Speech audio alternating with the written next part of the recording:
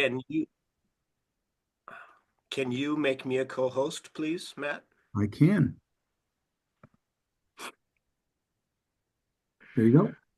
Okay. So, I am very excited but nervous as heck to share this material with you fellas. Uh, Let me give just a small overview of what my hope is to achieve with this, and make it as accessible to follow as possible. I have a Google Doc that I will be sharing. I may be jumping around through part of that. There are some videos, there are some readings, there are lots of different things. You will all have access to everything that I look at, everything that I show you. I will share it afterwards. Uh, I have looked at all of this material. I have done my best to organize it, but there will be some jumping around, right? And there's a lot of material, and so I will present it as well as I can, um, through my eyes, which is all I have, uh, and um, and the and we are presenting this material because because we've been talking now, for some of the new fellows may not know, Matt said, yes, we're coming to the end of our Iron John session. We have been working with this story. Matt, fellows, we've been now, how long have we been working with this? About 6 months? 5 months? I think we started in August, if I Yeah, remember. yeah. August, September, October, November, December. Yeah. Yeah, around five something months. Um, And so this idea of the wild man in Iron John is very important. And we were discussing with Matt that there are, my Matt had this idea that maybe I present because I have been interested in the wild man archetype for a very, very long time. So I'm happy to begin sharing with you this material. Right. And then how about this? There is room for interaction. This is not me dominating all of it. We can have conversations about it. I might suggest that let me get through all the material, and then we can talk about it for the rest of our lives if we want to.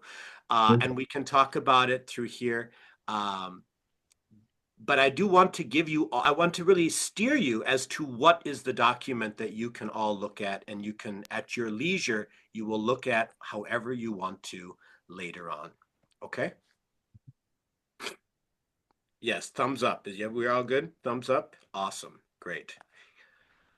All right, guys, are you ready to go on this? Let's go. Yeah.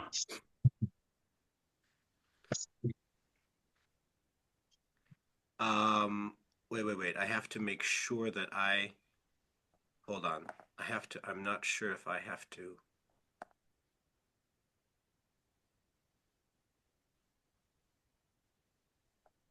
share sound. There it is. Okay, I just shared this. That was important.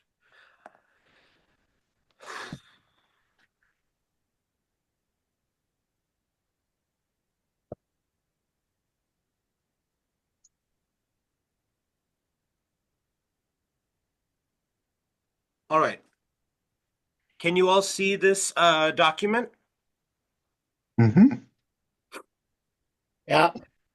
So maybe this is a good place for us to start. Um, let's start with this National Geographic story that came out uh, a few years ago, and maybe some of you have seen this National Geographic document. Have any of you seen these images before? No, first time for me. Okay. This is Charles Freger. He is a he took all of these photos of wild men all over Europe. Wow. This is a really Huh. important first, just the first looks for you to look at. This came out years ago. Well, years, about five some years ago, 10, I'm not sure. Whoops, sorry. And it is extensive. This is a huge repository of work of these wild men images from all over Europe. Hmm. I am just I'm showing them to you quickly, but there is so much here, Hmm. even in this one picture. Okay, Hmm. I do encourage you to go and look at all of this. Uh, but we can see the bear plays a huge role in the wild man consciousness, wild man archetype. The bear is often portrayed as with fur, as you can see here. He is also portrayed with this hairy, you see these fringes on the right-hand side? Hmm. The fringe is also a remnant of hair, right? So when we see men all over Europe dressed with this sort of regalia or this sort of costume, it does arguably, and I've heard from different sources, it does hearken to hairiness. Hairiness plays an important role in wild man archetypes, as well as straw. Hmm. So here we can see both straw and ribbons of all kinds. Hmm.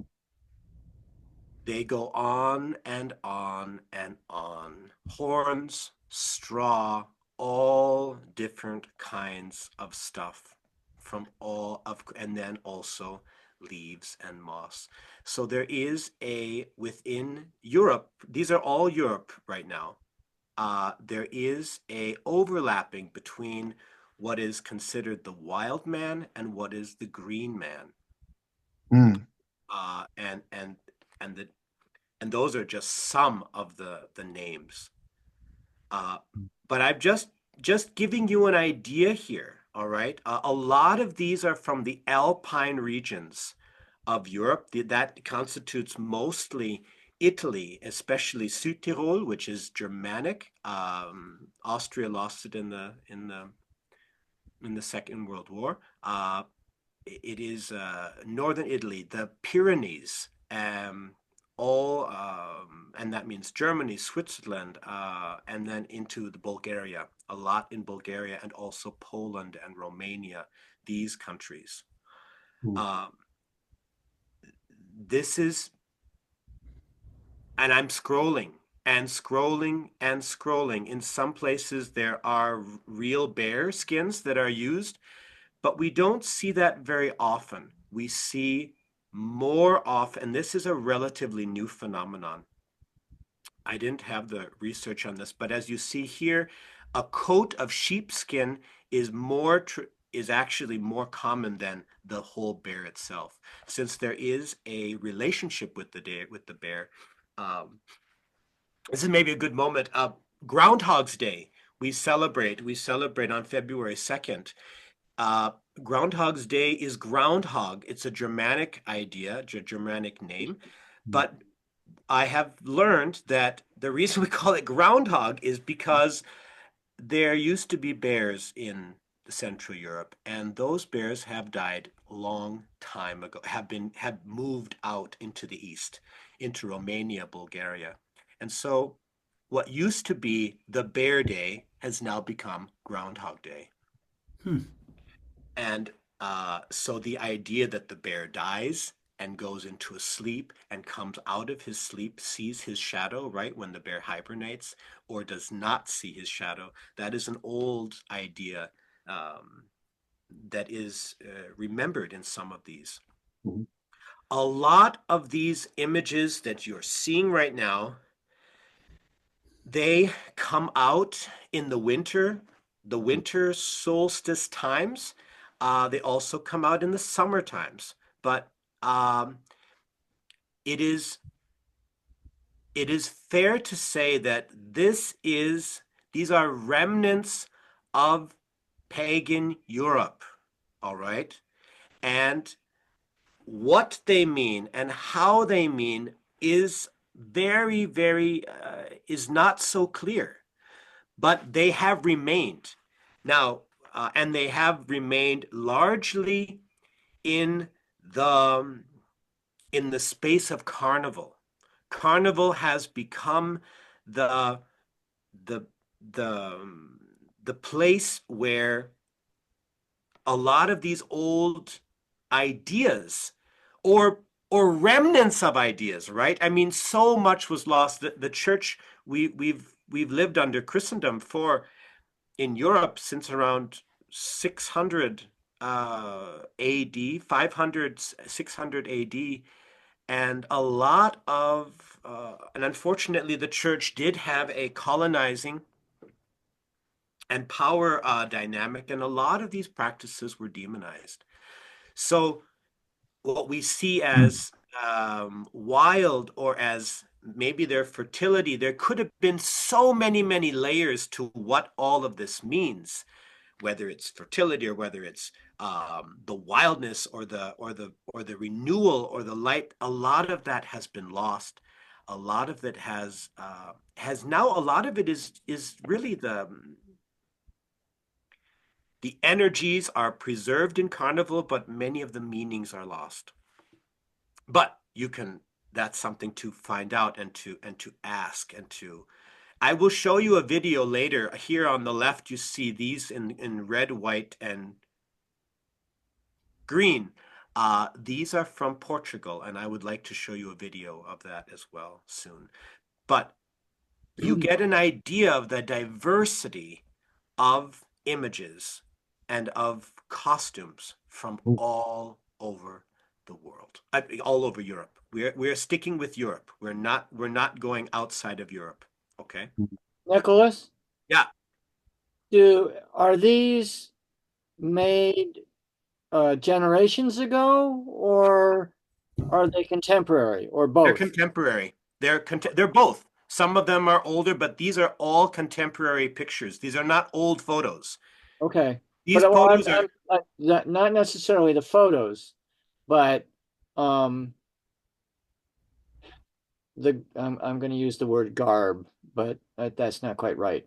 well, Um, the garb is from, I mean, these garbs, from what I understand, yes, they were photographed recently, but these are used in right. different carnival um events, occasions, in Okay, different capacities. Okay. Um, Mm. That's cool. and so there there is, and sometimes the wild man has horns, sometimes he doesn't have horns, sometimes he's bearish, sometimes he's goatish. yeah. Um, there's and we'll talk a little bit more later, but here you can see these. There are there's so much. I just want to give you this picture first, okay? Before we go on to a Mhm. lot to a lot of other things. Nicholas, I think what Robert was asking though was, do you think that these costumes, that's the bad word, but what the men are wearing, could parts of them be 150 years old and then other parts of them be just reworked last week? Like, Absolutely. okay. If that, yes, absolutely. Absolutely. That is the case. Uh, in some of them, I was learning, let's say, think it was this, some of these, especially these ones that are out of leaves and moss. This one isn't quite moss. I think there's a moss one up here somewhere. They have to be remade. Some of them every 5 years. Um, these are Bulgarian, Wow. but they are very much alive, and they exist in large part in small, isolated communities through Europe. Mm, And that means in the mountains of the Alps, and that also means in the villages of Romania and Bulgaria and Portugal. Hmm. These are not in the main big towns where modernization and the church took stronger hold. These are small village communities. Hmm. Uh, so Hmm. let me just read a little bit from here. These images, like archetypes, half man, half beast, animal or vegetable, resurface from the depths of time on the occasion of ritualistic, pagan, or religious festivals, celebrating the cycle of the seasons, the fat days, carnival, or the eve of Easter. In the common fund of the European rural societies, these characters or emblematic animals represented protective figures or symbols of fertility. Today they evoke an imaginary, impulsive, and physical world where everyone perceives an ancestral relationship with nature, where the springs of our animality and sometimes the regressive desires inherent in some of our behaviors emerge. Charles Frege speaks of a zoomophoric figure whose rudimentary aspect and ritualistic dress refers to a universal nudity. Hmm. So, let me how do I go out from here? Hmm. I have to okay. So uh this National Geographic photographer, this is where you will find all of these resources here. Hmm. There are other ones you'll see. Hmm. I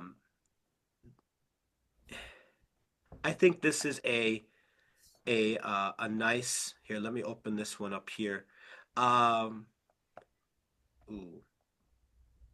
that's too big, sorry. Each year throughout Europe, from Scotland to Bulgaria, from Finland to Italy, Portugal, Greece, via France, Switzerland, Germany, people literally put themselves into the skin of the savage in masquerades that stretch back centuries. By becoming a bear, a goat, a stag, or a wild boar, a man of straw, a devil, or a monster with the jaws of steel, these people celebrate the cycle of life and of the seasons. Their costumes made of animal skins or of plants and decorated with bones, encircled with bells, capped with horns or antlers, amaze us with their extraordinary diversity and prodigious beauty. Hmm.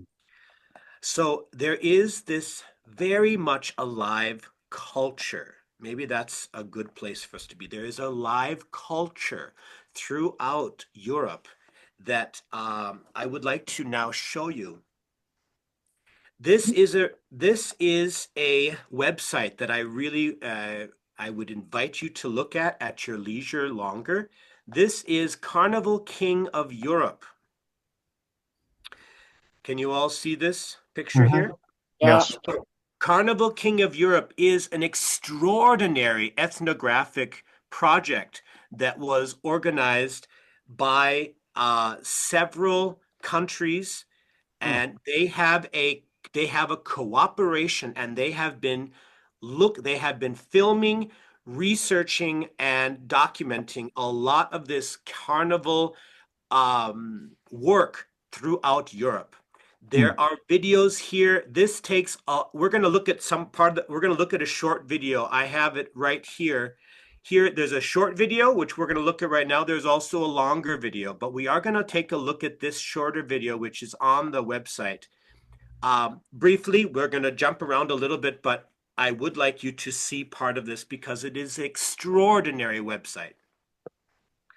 My friend Stefan, so these are the sites, the places in red where they have done the documentation, as you see on the fringes, in mountains.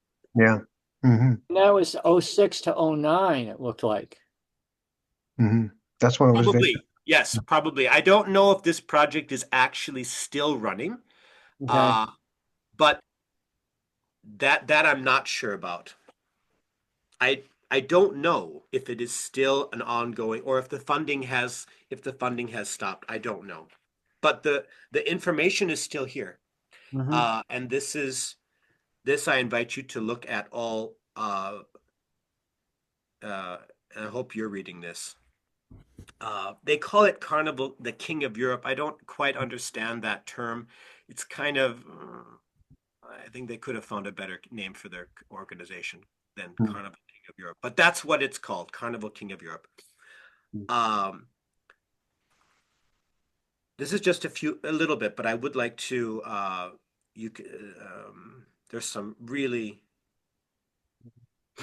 we'll just watch part of this video.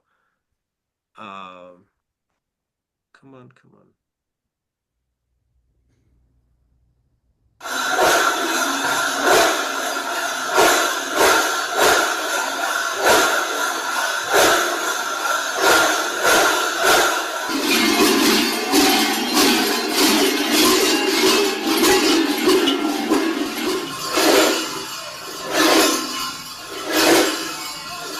You all see it okay?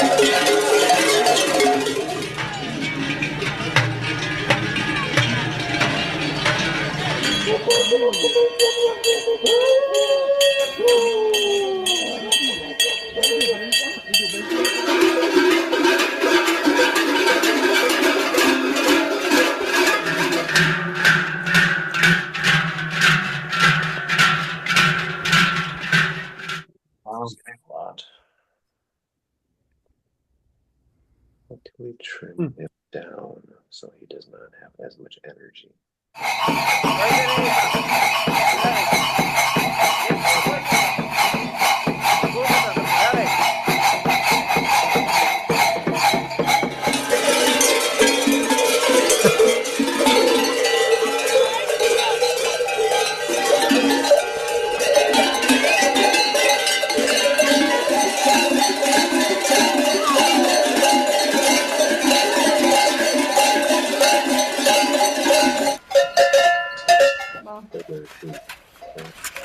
A posto. Grazie. Dopo c'è? La onda si mira cinese, za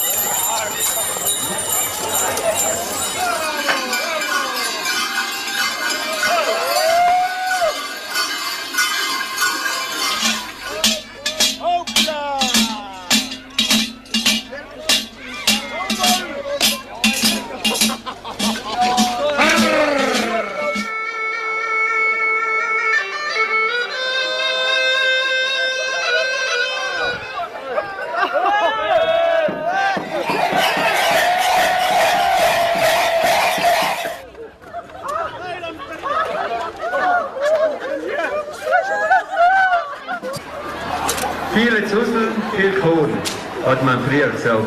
Ein kann man eher sagen, viel Äpfel und viel Bier. Който не харесва на кукерце, лопкати! Дай ми те!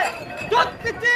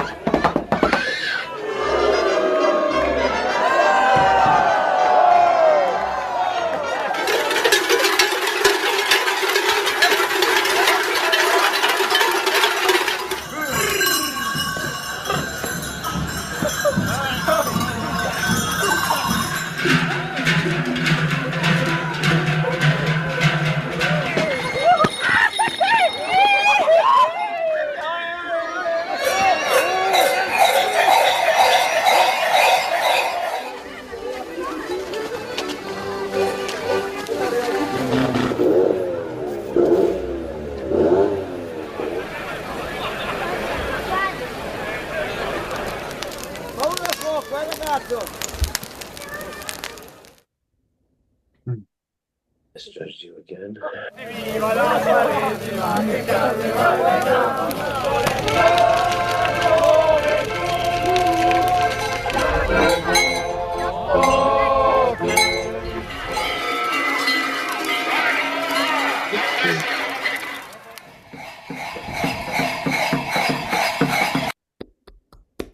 Okay.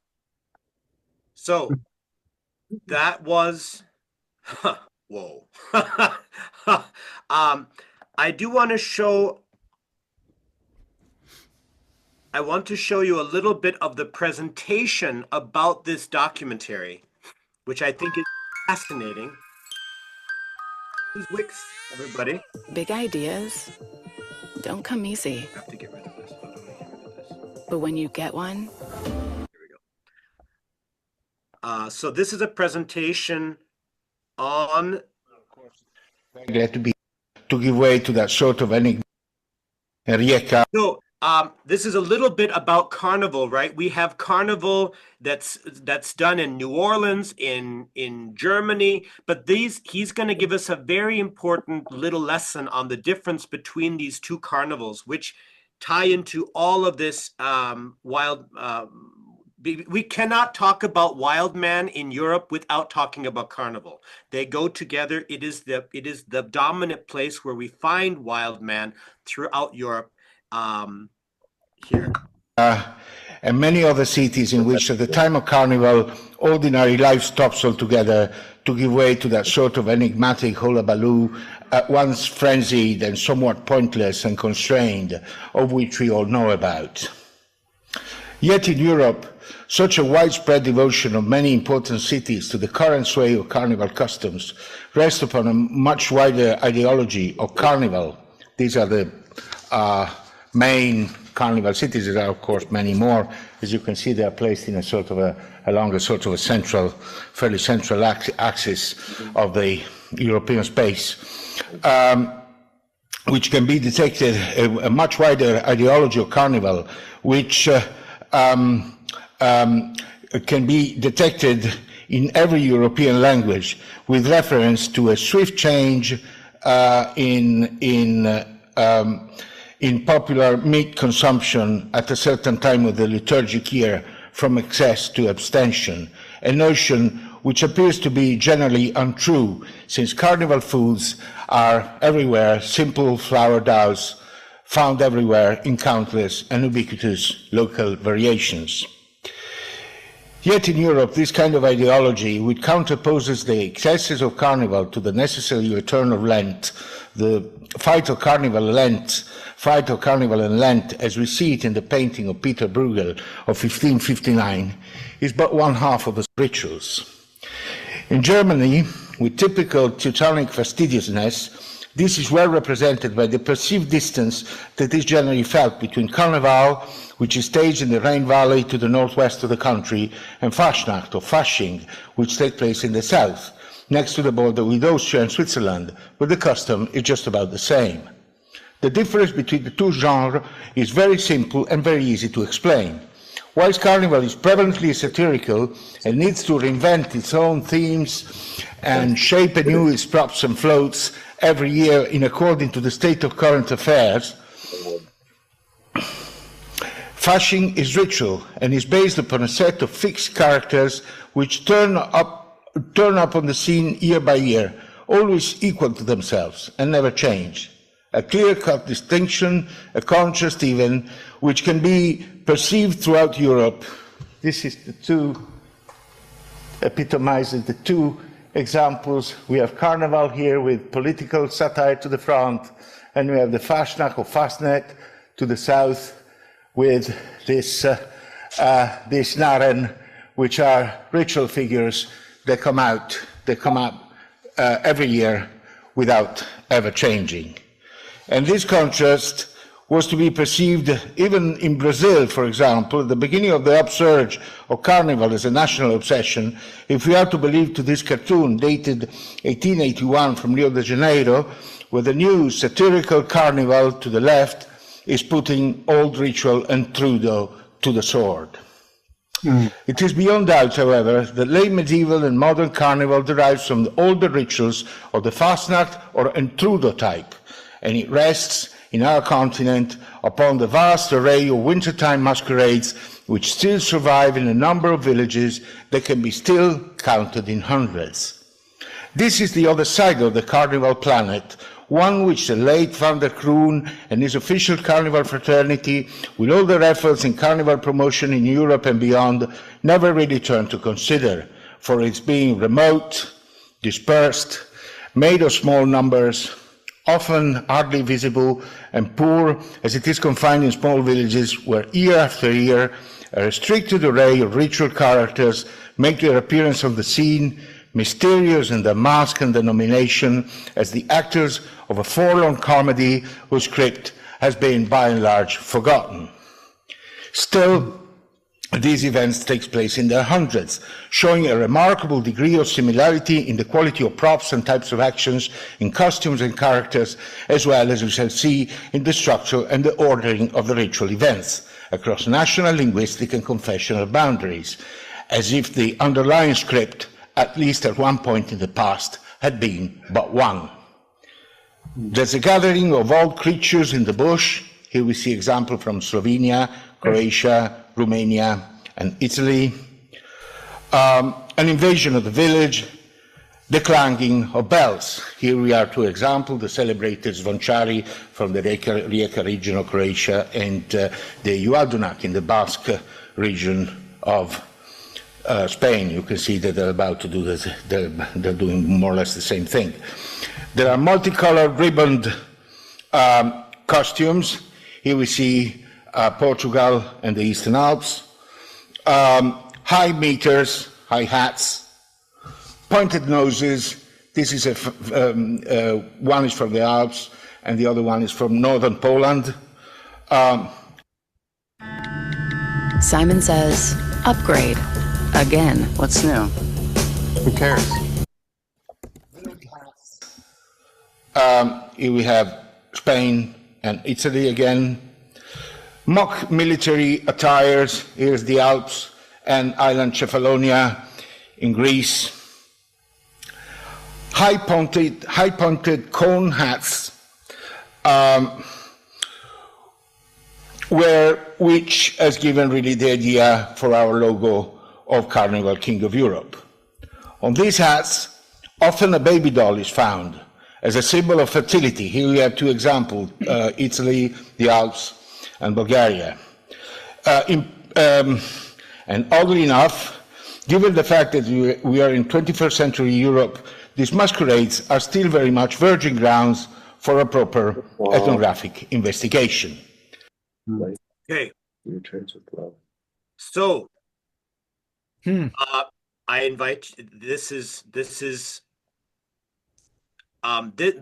website, Carnival King of Europe, was extraordinary to me because I I grew up, my brother and I, we grew up with, here, I will jump ahead a little bit.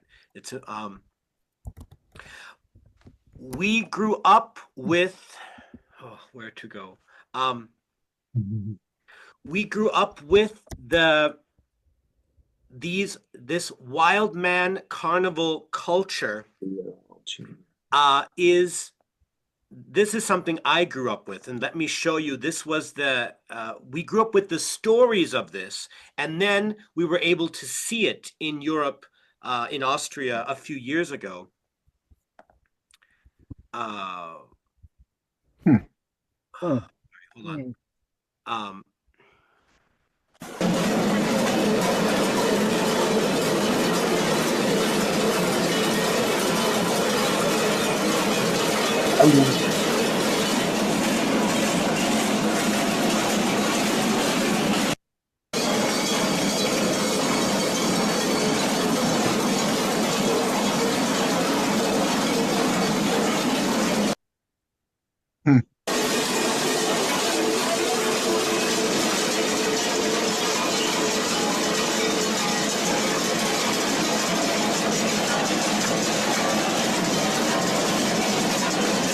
So that is a tradition that we grew up hearing the stories of for a long time.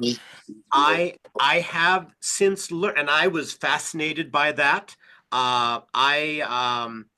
Here's actually a picture of, and so I was very interested in this. This is where I manifest my own Glöcklerlauf. These guys in white with ribbons. I did this with our family a little while ago for our family celebrations, where I bring music and bells into the house as well. What I found out importantly, so these many varied ideas of, especially in the Austria region, of the wild man take form through the Frau Perchta. Perchta is the goddess of the Alps, all right? And this is an important part to understand in the wild man archetype in Central Europe. The picture of the goddess, she has then become a witch after Christianization. She is, the origins of Frau Perchta or Berthold, she sometimes go by this name, believed to be a pagan goddess or spirit who presided over winter, particularly the time of the winter solstice. Her name is thought to derive from an old High German word Bercht, meaning bright or shining, which suggests she may have originally been a benevolent figure associated, and that is very true. Over time, her image became more complex, and she took both benevolent and malevolent aspects. And that is true of nature in general. We have positive and negative. She is a protector, and she is also very dangerous. So she's shown as having two faces. She's seen as benevolent and beautiful, and on the other side, she is fearsome. So the Percht, and this is where I'm stepping into, the Percht is the goddess. She is followed by the wild hunt, by a troop of animal-like people, and that's where the wild man, that's where this comes in again as well. The wild men in Austria, Germany areas are called Perchten. That means animals of Frau Perchta, all right? And they are divided into beautiful, the schöne Perchten, which is what those people in white, and that's what I dress up as. I did not realize that until doing this research, that I am part of the Schönperchte tradition, which is the beautiful side of the goddess. The other side is the ugly Perchten, and these are the, quote, the wild men. These are the, and I would like to show you now some pictures of those. But it's very important that we understand this duality within the Alpine traditions of the wild man. So the white that you saw is also, quote, a form of the wild man because it is part of the goddess image. Hmm. I want to show you, and of course I grew up with these Perchten, but we grew up knowing about them under the name of Krampus. All right, this is the Austrian name for the demonized Perchten. All right, the demonized Perchten, which became the servants of Saint Nicholas. I have been unpacking and grappling with this concept my whole life. Well, not my whole life, but for the last 25 years. And I keep learning that and I will show you some videos right now. This is so it's in simple. Perchten are the fierce wild men who are the servants of the goddess who bring blessing. They are like the cold wind, but they bring blessing even though they are fearsome as well. But the Krampus are not. The Krampus are strangely a demonization. You can have the same costumes in the same country, and in one time they're evil, and then the other time they're blessed. Talk about wild. So I'm going to show you this little video here about this very crazy. I saw war. I saw bombing. I saw shooting. Dem 21. Dezember und dem 6. Jänner unterwegs. So, Ihre Aufgabe ist I forgot to say right now, an important part of why we're actually doing this conversation now is that we are actually right now in the 12 days of Christmas. Another name for the 12 days of Christmas are the Rauhnächte in German. These are called the smoke nights. And these are traditionally the 12 days of Christmas starting, but they can go a little before. So like around the 21st up until the January 6th area-ish, these darkest days, these solstice days, are considered the Rauhnächte. And this is where a lot of the alpine wild man archetypes come out. And the wild man is part of the wild woman. Let's not forget that. This actually, there won't be much about it, but these images of these birds are actually the Frau Perchte herself. Glück und Segen für das neue Jahr zu. That was not. So here you can see the two faces of Frau Perchte. All right, this is the goddess of two faces, which is very important in the Germanic. So, is it very important for the what? Vielerorts sind die What? Very important for who? For the Germanics, for the Alpine regions, where this manifestation of the wild man is very, very strong, and to discern what is a Percht and what is a Krampus is very, very important, actually. Beiden Figuren miteinander vermischt worden, sodass in. So my brother and I grew up with this image of these are the Krampusse now. These are the same costumes, but they are called Krampus because they accompany Saint Nicholas. And when they accompany Saint Nicholas, these blessed wild men turn into demons, and they are instruments of punishment, which is very, very curious that they have also a different meaning. Zwischen von Anfang November bis Mitte Jänner Krampus und Perchtenläufe. This is an image of the schöne Perchten, the beautiful Perchten, okay? The other side of the goddess. And this is where all those people that you saw carrying those lanterns on their heads, that's where you saw me dressed in white. We fit into the schöne Perchten, the beautiful Perchten. They go together, they bless together, but they are two sides of the same goddess. So the wild man in this context is a servant of the goddess. Okay, that's veranstaltet werden. Oftmals wird der Unterschied zwischen den beiden Figuren auf das Aussehen reduziert, wie beispielsweise die Hörneranzahl, He's saying sometimes you can tell them by their different number of horns, but that's not really true. Figuren gibt. Vielmehr unterscheiden sich Krampusse und Berchten in ihrer Aufgabe und dem Zeitpunkt, an dem sie in Erscheinung treten. So the time when they arrive is important.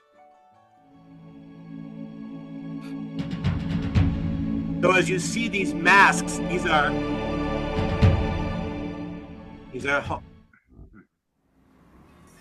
Der Krampus ist der Begleiter des heiligen Nikolaus.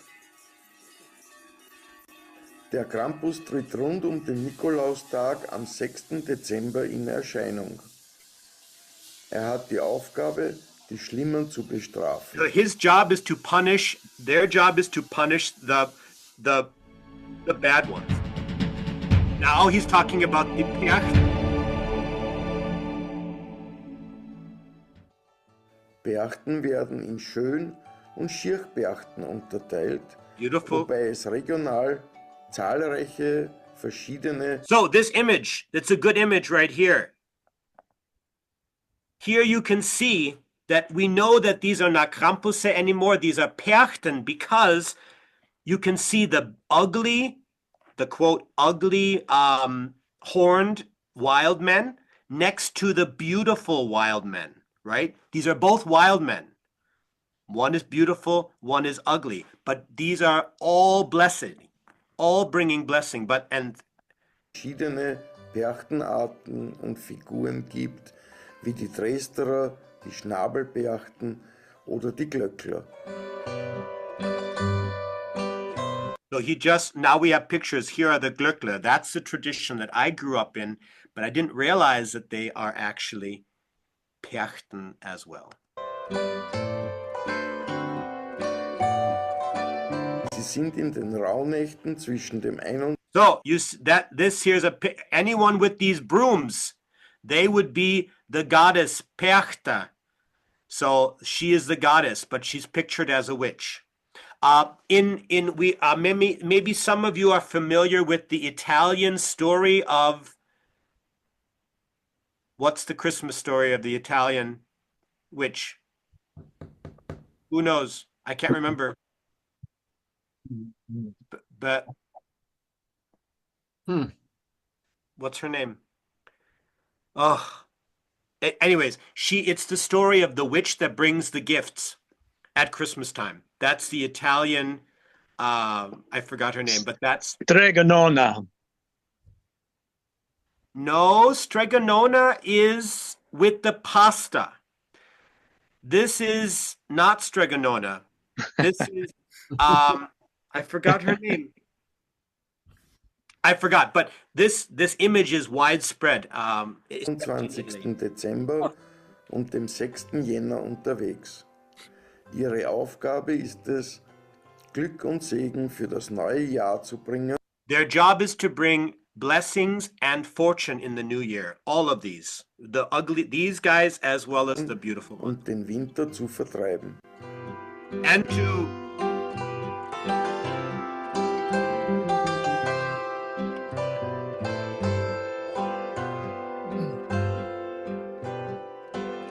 Okay.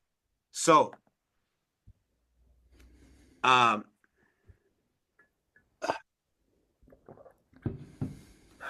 okay. I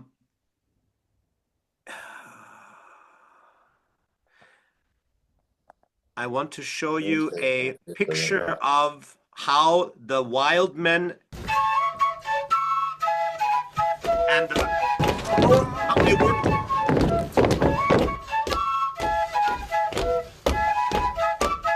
Diese Zeller, ja, Christian, kannst du dich erinnern? Noch? 25 Jahre ist jetzt her. Ja. Da haben wir angefangen, oben in der alten Gemeinde, die ist Dresdner Pass gegeben. This man is telling wenn du drauf schaust, auf Grimi, Oberneukirchen, Bamberg. Ja, da siehst du zum Beispiel ein Bild von den Biesendorfer 1880 ist das aufgenommen. Da wie wir Berg schon beieinander waren, mit ihren Federkronen und die Brokhackwanter. Dann siehst du da die Stiefel, da siehst du die Mitterseher, die Uttendorfer, das So it's a very was long tradition. Exklusives. Gell? Das besteht So here they are Ziergegenstände, dressing, dann wichtig sind die Bandeln und ribbons. dann haben sie Brokatanzüge, Dämmerung unterwegs sind. Dann wirst du sehen, dass eine Figur dabei ist, die fällt ein bisschen aus dem Rahmen, die ist nämlich weiß angezogen. Das ist der Hans Wurst. Er hat die Aufgabe, dass er das einsackt und hinter ihm sausen schon die Schirchen rein, machen einen Murzwirbel, verbreiten ein bisschen Angst, speziell bei den Kindern.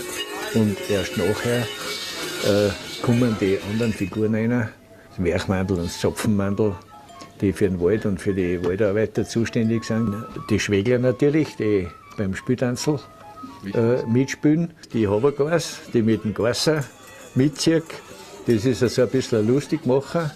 Dann ist der Blob und die Lappin. Die Lappin, die hat so kleine Fahrspucken mit. So these are all different characters. These are all considered part of the Perchten group. Some of them are funnier, some of them are giving blessings to children, but they're all blessing the house and all the people and the animals there.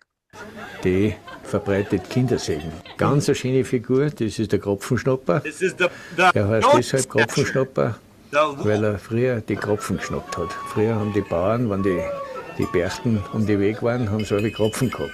Er ist ja als Fuchs gekleidet und verheißt damit einen Schutz für den Hähnerstall. Sein Partner ist die Hähnerbercht. Die schützt auch die. This is also a Percht, right? That's the name. A Percht is a name of the wild man in this form. And this is a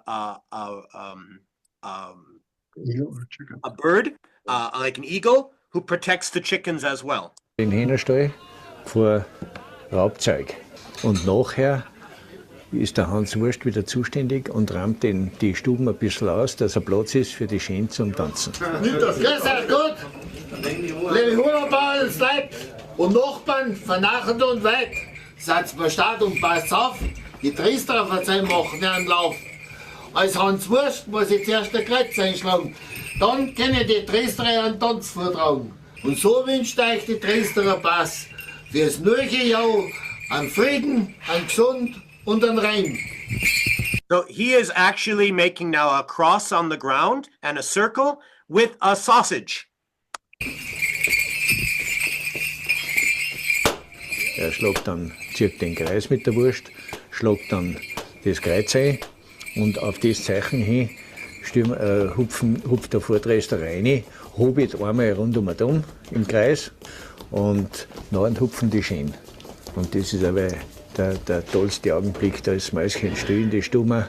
Aber der Tanz selber ist ja was Exklusives. Er besteht aber aus 3 Tanzel eigentlich. Da ist ein stumpfes Vortanzel, das ist nur der typische Stampfschritt, was die Dresdner machen, der eben in die alten Bauernstuben ganz gewaltig klingt. Und dann kommt dazwischen ein Teil, der wird mit Musik begleitet. Spieltanzel.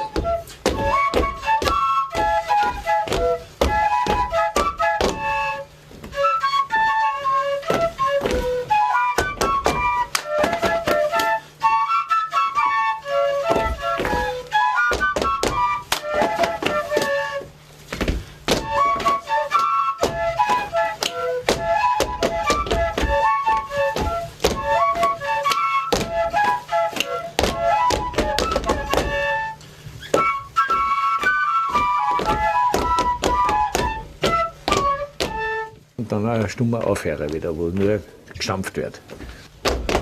And now again, it's just silent again. This is a special tradition within Südtirol. They change from village to village, right? But the idea of the beautiful and the ugly Percht is very widespread.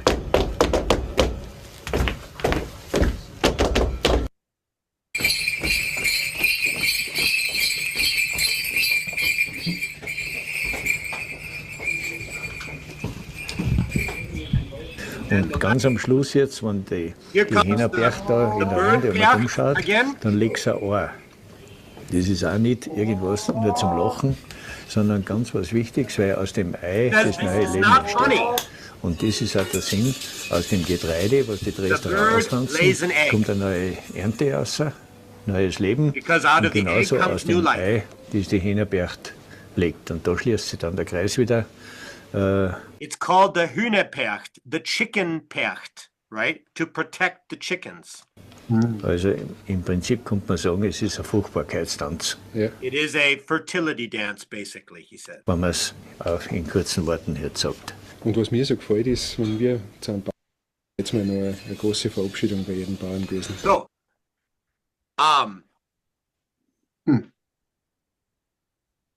so that is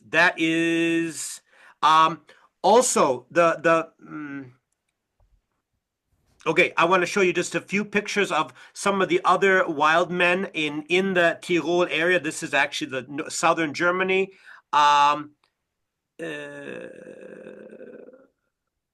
This one, let's do this one. These are some of the other variations of the wild man in the mountains. Not exceptionally good picture here, but this is so they have been dressing in moss for hundreds of years, all right? And it is accepted as it's really a cult dance, basically. And there are different traditions, and these guys dress all in the moss of the pine trees. These and they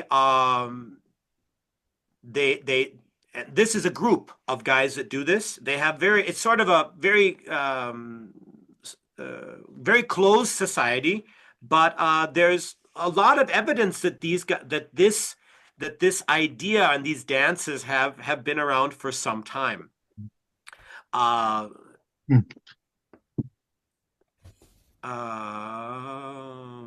Okay, that's enough for that. So and maybe and this is maybe no, that's not good. Frau Percht is also, some of you may know Frau Holle, the story of Mother Holle, the woman who shakes the pillows and creates the snow. Maybe some of you know that story.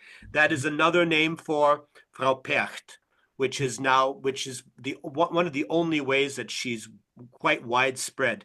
Now, I want to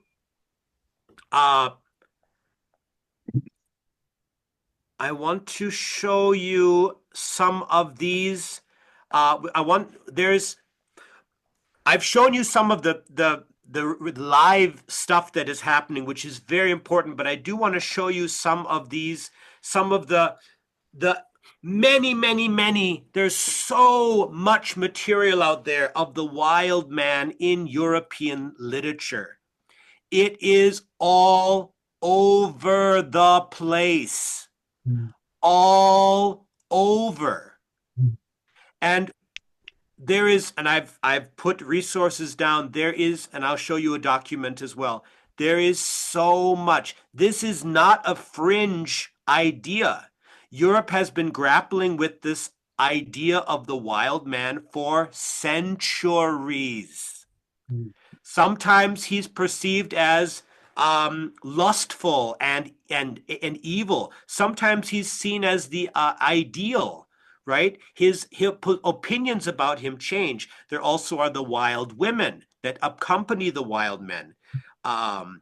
Sometimes the hermits are perceived as being out of the city, and they have more hair. This is Maria Magdalena. But there are other saints that are depicted with hair as well. We see that we see there is a fascination with the concept of the wild man all over Europe. He's in the churches. He holds the emblems. He's on the cathedrals. These are not even the green man we've all heard of the green man. This is the wild man plus the wild woman. All right. Here we have some green man imagery, but we're going down to a lot of green man and stuff as in here. What is the green man? What is the wild man in larger European society. I have on the thing I will send you, I have these documents. This is what this right here in blue, this is what I'm showing you right now, but I've also offered these other documents, which are fascinating. This is a document, this is from the Metropolitan Museum of Art. This was at the Cloisters in New York City.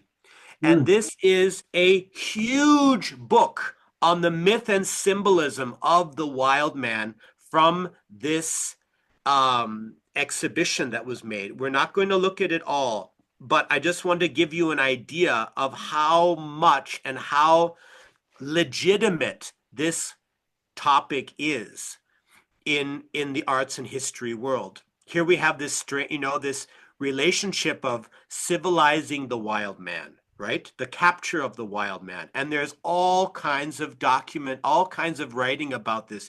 You guys can go nuts if you want to. I already have. Nicholas? Yeah. This manuscript you're showing, or this exhibit that you're showing us now, when was it? When was it put on or up? When was it put on? You're asking good questions. I'm not. Go back to the credit, the title page, the copyright page. I don't remember. You went right by it. Here's the title page. Keep going. Keep going. Keep going. 1980.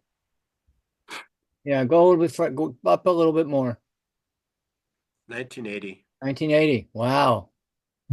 Okay. So I'm just gonna. You can look at this if you want, but I just want to give you an idea of the enormity. Oh, and this is another interesting part. We'll get. This is St. Augustine, and St. Augustine was in around, oh gosh, he was around 600, I think, and he was part of the movement in the church that had hierarchies of the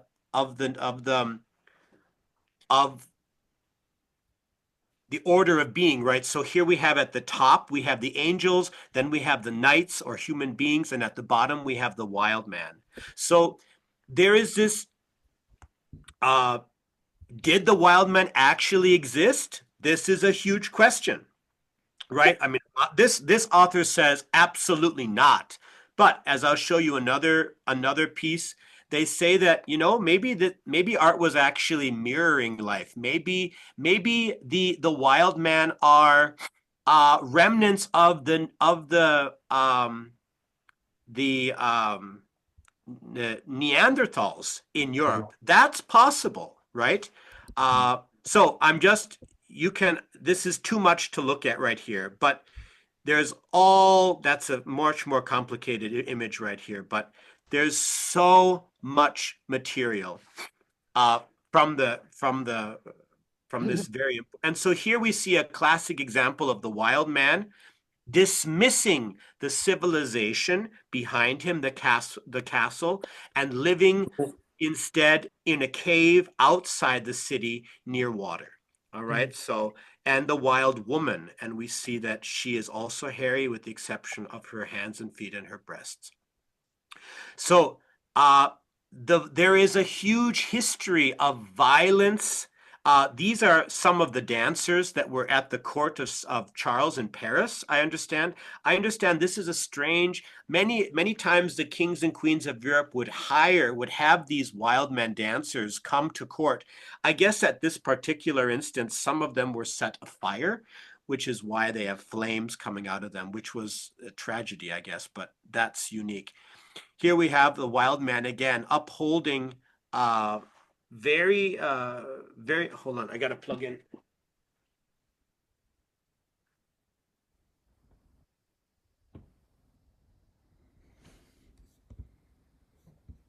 We have the wild men upholding crests. There are different opinions about why that is so important.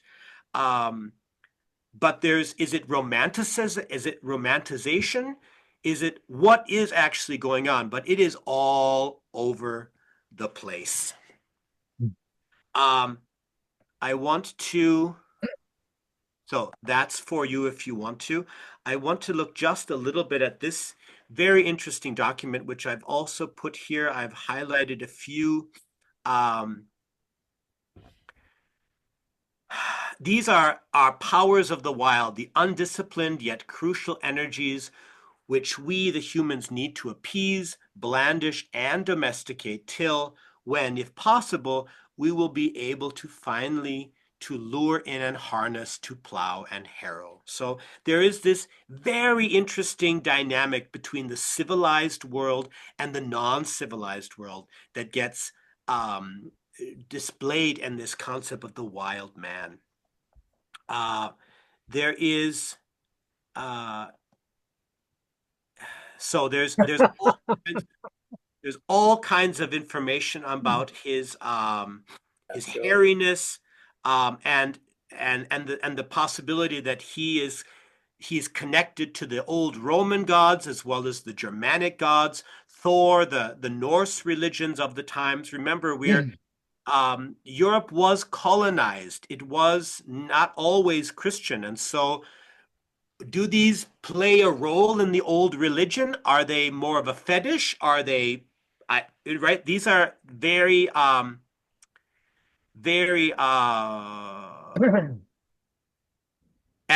are they maybe more symbolic about the true nature of human beings? That is also an important part. Yeah.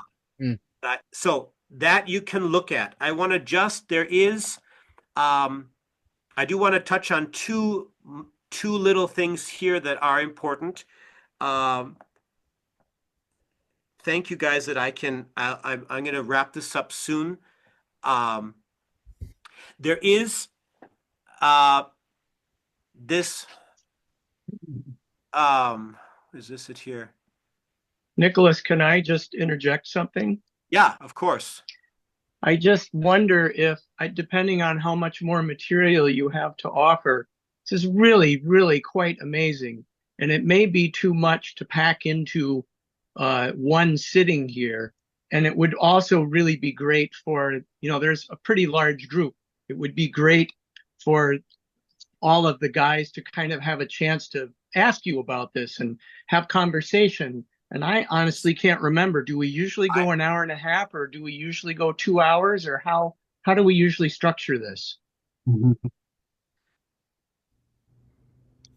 Yes, I do hear you, and that was part of my so let me, how about give me 5 more minutes to just show you the last of these parts, and then I'll wrap it up. So 5 more minutes, all I need. There is this presentation that maybe the wild man is the same as the Sasquatch, the Bigfoot, and that conversation comes up. That's also possible. This is a very interesting video that this guy put together. He's who himself quoted from a 19th. He's a science, but not always. But he has very interesting perspectives. The last thing I want to show you, which I think is also fascinatingly and important for this conversation, which can continue, is that we also have within our own Christian Judaic tradition, we have the wild man within St. John the Baptist, which is a very, very interesting and very important archetype which plays into this. And I want to just show this. There is a very interesting parallels drawn between St. John the Baptist and Iron John himself, which you can look at here. But the idea that St. John was the outlier, he was outside of society. He was also dressed in hair. He was a hairy guy, and he did not fit into society. And he initiated Jesus, but whereas Iron John is also an initiator. And at the end of Iron John himself actually turns golden, right? Which is very interesting part of this. So as you see, there is and then I'm just at the end, I'm putting, this is my own research that I've put on the wild man in terms of the Krampus and Nicholas conflict, which I have perceived and have been arguing for about 20 years. That is my information as there as well. I am still exploring the wild man in America. That is not enough out there. But I'm going to stop this share right now. That has been a lot of material, and we're just touching the edge of it. But amazing, Nicholas. Really, really amazing. Incredible. Thank you so much, Nicholas.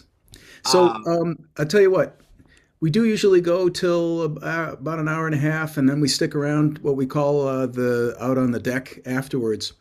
But are people still willing to hang out for another 20 minutes? Can we stick around and stay in the space together for another 20 minutes? Does anybody need to leave? Okay. I can stay. Awesome. All right, so what we're going to do now is we're going to offer opinions and feed the information that Nicholas has provided to us. And the focus I would try to bring to it is the material that Nicholas brought was, to me, evidence of the depth of the wild man within European culture. How does that relate to our feelings about Iron John and our experience with Iron John?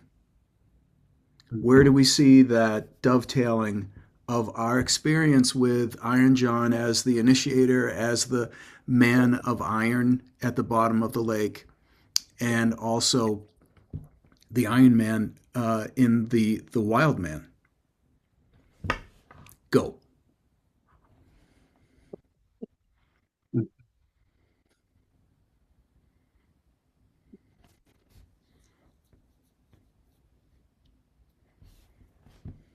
Or maybe, Matt, if I might suggest, if you want to comment on something I've presented, and if that's coming up for you, that you're like, oh, what is that? And let's tie that. We're all into Iron John. May I just open that up as well, Matt?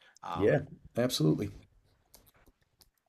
Yeah, I would actually like to jump in and ask a question. One, first, I love the presentation, Nick. You know, being that you and I come from the same parents, there is a resemblance that I feel of interest and yearning for. I would say maybe the archetype that you're talking about. Not to go into your presentation, but would you then, like, how is the wild men approached today? A lot of that seemed to be so far in the past. And even though stories like Iron John that are of the past, how are they related today? And what does the wild man today look like? Is really how I am trying to move forward.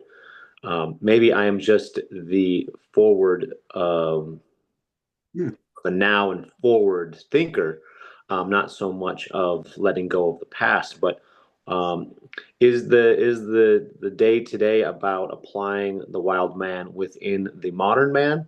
And how is that? Is it by doing the same cultures like you were talking about, or at least the presentation talked about? Brazil, the carnival of the old, or the new killing the old. Is that something that, this is post-colonialism, so that's why it even existed in Brazil in the first place, was the European cultures. So how I like to say, like today with the men's group, how is that working? All right. Well, Peter, thank you for your question. The first thing is, all of that information I showed you about Carnival King of Europe, that is all happening in real time. That is all totally happening now. I will show you this, and this I think is important because it speaks, and I think you will all, I think this is Brazil, this is here. I think this is here. Just watch this for a moment.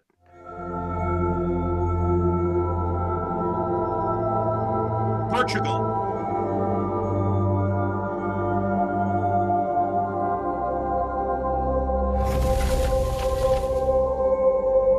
This is happening now.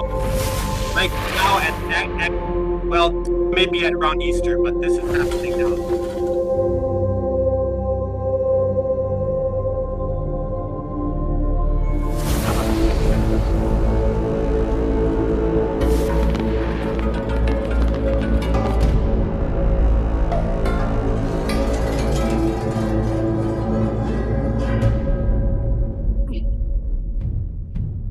Durante muito tempo ainda podemos associar o careto a um diabo à solta.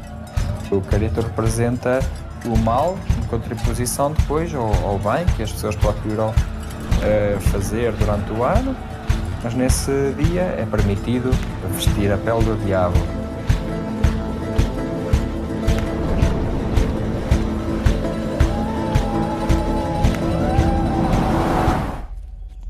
O Carnaval é uma época do ano em que se permite algumas licenciosidades que não se permitem noutras épocas do ano, numa sociedade religiosa.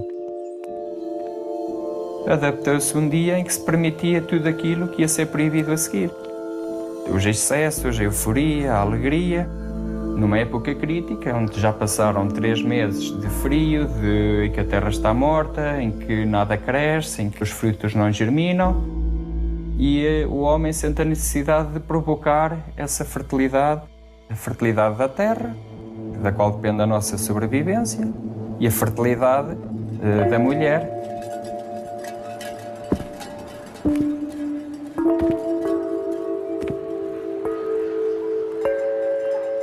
Os rapazes podiam se aproximar das raparigas, podiam chocalhá-las, podiam acariciá-las, podiam ter outros contactos que seriam ultrajantes e um atentado ao pudor se fosse numa outra época do ano. E conseguiam aguentar todo um ano de regras e de imposições morais. O careto tem uma função de perseguir as mulheres e de chocalhá-las num ato de cariz sexual, porque é a busca do homem, é a busca pela rapariga, é a busca pela mulher.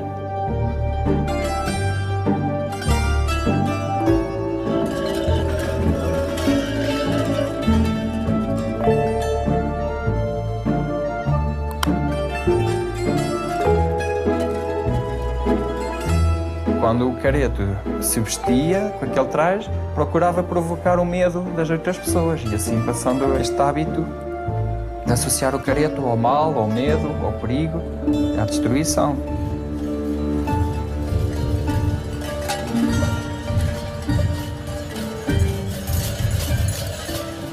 O fato de careto tem um poder sobrenatural que nos transmite uma força. E as pessoas acreditam nisso. Se agora se é verdade, se não é, poderá ser, poderá não ser.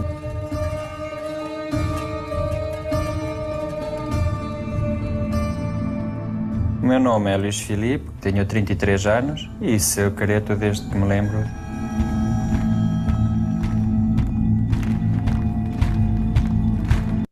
So,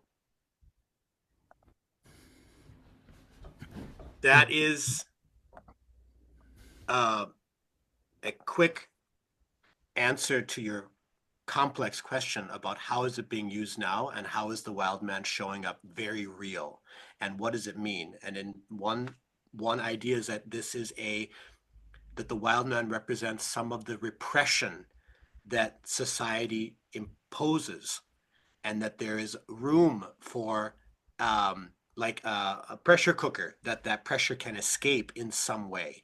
That is an easy answer to a bigger question. And part of the wild man functions in that way as a release valve. Peter, I'd be curious. I mean, how do you, after seeing all of these images and hearing all of the different things that Nicholas has presented, I mean, how does that land for you? Or how would you, if you had to try to answer your own question? You know, because in some ways, I think, at least to me, what I hear in your question, which I sort of for myself get an answer out of the video that Nicholas offered, but to me, I guess the bigger question, if I ask myself, is like, how how can I have that relationship, or how can that energy live in my life every day? How can I bring that to my work, to my relationships, to my own soul, and sort of bridge that, especially, living in a culture where virtually, like 0.2% of that kind of ritual element actually exists on the Olympic Peninsula in Washington State. And so I look at things like that and I think, how could I try to bring that forward in my own community? How could I try to bring that forward in my life? But I would be curious, I guess, Peter, to try to hear how you might try to answer that question if you ask that question of yourself, and if no one else had anything to say, what would you say? Well, thank you for thank you, Peter, for the question. So one point is, immediately, this has been a presentation for artistic expression. So I saw a lot of art, a lot of whether it's dance and it's music, but it's all festival. So I think you and I are similar in the fact that does the wild men stay in ceremony, or does it somewhat become an impression on us that walks with us, like you're saying, when we work, when we're family, and do we become a wild man, versus celebrating the dream of a wild man? So I believe that there is a necessary moment for this Portuguese was a great follow-up, because the man was talking about this is a time for release from a particular society. Maybe you resonate with that as well, as say, well, we have this society that puts us into this type of behavior on a 99.9% of our daytime, but then once in a while we get to reacquaint ourselves. If I may continue here in length, the night started with a prayer where there was an invitation to the ancestors, and I wonder if the ancestors are saying, whoa, like, we need this to be more than just an artistic expression. It is designed to, like the Krampus says, to discipline those who are not doing what they're supposed to be doing, and then to check in with ourselves and say, okay, well, what are the foundations of being a wild man? So I'm working on that myself. I think my brother is too, and I imagine that all of us here, men, are doing that. So practical extraction from the art of and the display and the ancient tradition that's there within specifically Europe. How does that apply to the relevant modern artistic expression, and then how does it apply to the day-to-day? And does that mean I have to change my identity in a different way? Is it what type of career I choose for? Is career even talked about in wild man mythology? And that's where I might go with that answer until in depth.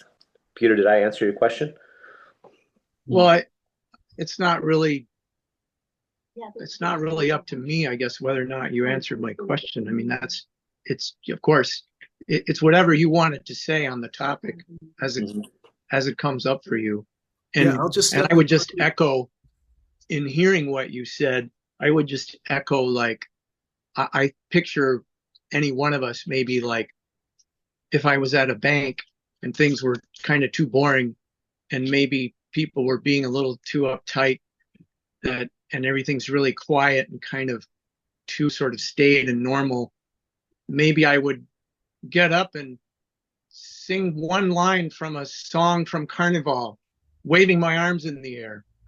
and then just turn around and be quiet again. That could be like a little wild man moment, you know, or if you're like in line getting your driver's license and the clerk is really being a prick to somebody, you know, you could just like recite a Yeats poem and then be quiet. That might be a wild man moment. Okay, I'm going to step in with a wild man moment at this point. Hold on one sec. Hold on. So, yeah, we do have a time limit. We said we would go to the bottom of the hour. We definitely have availability after we close to hang out on the porch. So I'm going to suggest now that for people who wish to leave, we actually do the exit vocation. And then anybody who wishes to stick around and keep on talking wild man, absolutely. I'm not going anywhere. Are we ready to close? Do people need to leave? I can stay a little bit longer. Okay, so I'm just going to suggest that we do the closing now. Yep. And that we just open it up. There's some really good stuff on the table here from both Peters. And somebody wants to shout out some Yeats afterwards, cool. But I would ask then that we definitely close now and that we start to consider the exit and look at the threshold in ourselves as we leave and consider gratitude. Kevin, would you be willing to do an exit vocation for us tonight? Before we do that, I want us all to thank Nicholas for the work and time and the effort that he has put in to bring this to us tonight. Absolutely. Absolutely. Thank you, Nicholas. Thank you, Nicholas. A lot to chew on. Totally.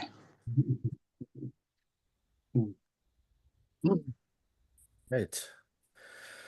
So exvocation, is that what we're doing here? Yeah. Okay.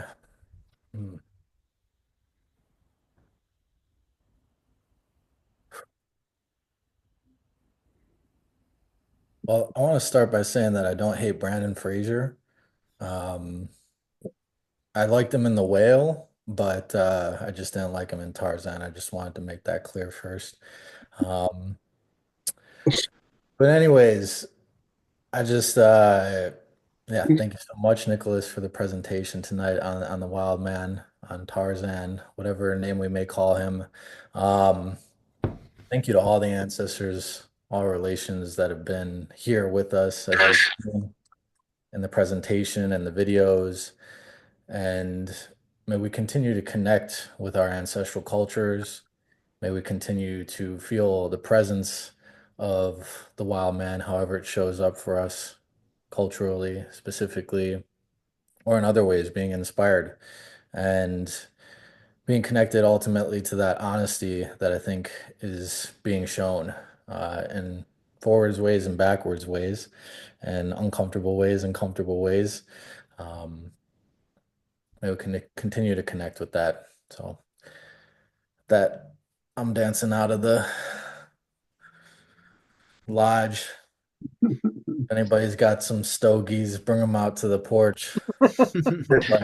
Yeah, we can talk some more shit about Brandon Fraser. All right. I just actually grabbed onto your pant leg as you were going out, Kevin, and you actually kind of maybe felt my weight, but you drugged me out of the story house with you. And fortunately, all the cigars in my pocket are intact, and I think I have enough for everybody. So come on out. I'm on your heels, Peter. Awesome. You make sure you save one for me, please. Okay, everybody? All right. I'm swinging on a vine right behind you through the window or through the door. And I got my pipe with you. With me. Well, the images tonight of the wild man kind of showed. I was thinking more a little bit about Coyote, you know, because there's Coyote feeling there too. So I'm going to dance out too, but I'm dancing backwards now. Oh, yeah. Yeah. Get it, Craig. Get it.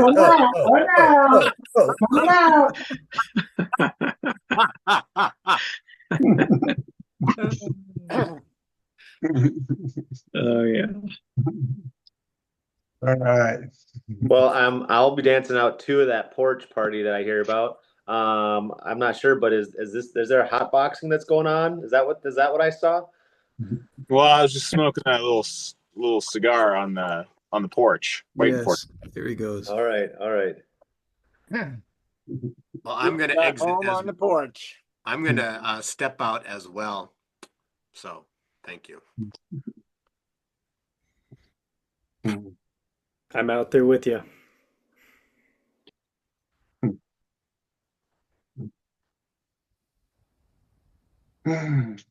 Anybody else? Well, then I'll turn off the lights in here and the jacuzzi. Thank you, everybody, for being here tonight. Thank you, Nicholas, for your material. Thank you to the ancestors, grandmothers, and grandfathers, all our spared friends, for being with us and helping us keep our hearts and minds open to this deep, deep material that fed us.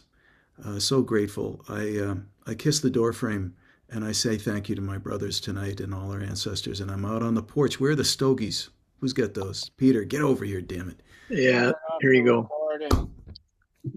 So we're still here. Let's talk. I mean, Wild Man's on the table. Who needs a light? We need some light. Yeah. Oh, there you go. There you go. There you go, Kevin. Very nice. Very nice. There you go. There you go, Matt. Very good. Yes. Anyone else? Anyone else need something? Ben, this is a good time to smoke. Oh. Hey, we Wildland over here, we come prepared, so I got vodka for anybody if they need. You can pour me some something too. that we do, but this is to you all. Nick, yeah. Yes, That's you can. Sylvia. Peter, That's pour it Sylvia. out. Peter, pour it out for us. Yeah, I'd like Here you go. some. Yes, Here you yes. go. Thank you. Yeah. There you Thank go. you. Thank you. Thank you. Na zdrowie, everybody. Yeah. So It's not a Wait, relapse Peter, if it's virtual. there's still more people want. Oh, no, you got to pour for everybody. Here, you got to pour for everybody. Yes. Now, Peter, pour for everybody. Here, make sure everybody. Put some in here. All right. Make sure you give everybody. Everybody. That's it. Yeah, there you go. Thank you. Robert, you have yours. Ben, you have your glass I have out. mine right here. Right No, here. there you go. There you go. There you go. That's it, Ben. You got one too. Excellent. Thank you. All right, na zdrowie, everybody. Na zdrowie. Slancha. yeah. So I just thought of this little tiny thing that I think to me kind of touches in a little bit more, maybe succinctly, Peter, on your question. And that is the idea of think about all of the characters that we just saw and imagine that you have one feather from one of those ritual outfits that we saw all those characters wearing. You have one feather from one of those outfits and you carry it in your pocket all the time. And then whenever any kind of moment comes up when you feel yourself being just a little too stiff, or you feel like you're in an environment where things are a little too stiff, you pull that feather out and you like maybe put it in your earring, or you put it in your hair, or you put it in a little buttonhole of your coat, and you feel a little bit of that wildness come through you, and maybe it's in your body and something changes. And kind of like that, those little moments of all of the kind of tricksy, kind of fun ways that we all walked out of the story house. It's kind of like that to me. Like you kind of hold that close somewhere. Well, I think I can answer this by maybe talking to Tarzan to answer this. You know, Tarzan, you got your tunic, right? And you got your necklace, and that's your style. So I imagine that there is an element of, okay, I take something with me and I have it all the time.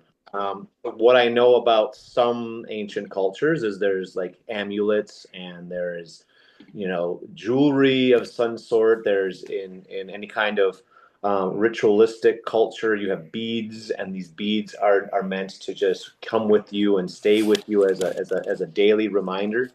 So I like the idea you're saying is like when that moment comes, bring something that you are attached with. So if it is that feather, and that gives you a reminder.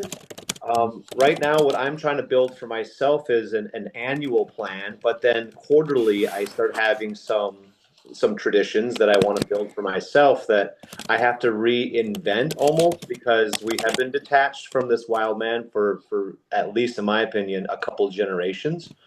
So like, what do I bring now? Do I just go back to my ancient European cultures and find something and say, okay, this is what they did, and this is what I now hold on to, and maybe it is a stone that might be there. Or like my mom, she always gives me a stone, and like if I want to hold on to it, I have like this, connection to her. There's like a lot of cultures that have lucky charms that are with each other, and these things come with us, during the course of time. So yeah, I mean, I like that, Peter. I think what you're saying is, how do I bring that feather with me, and then does that somehow multiply, that it starts to become more of the dominance versus just something that's like hidden and tucked away? Maybe that's a personal question. Totally. Brian, I hear you typing back there. I bet you have something to say on this topic.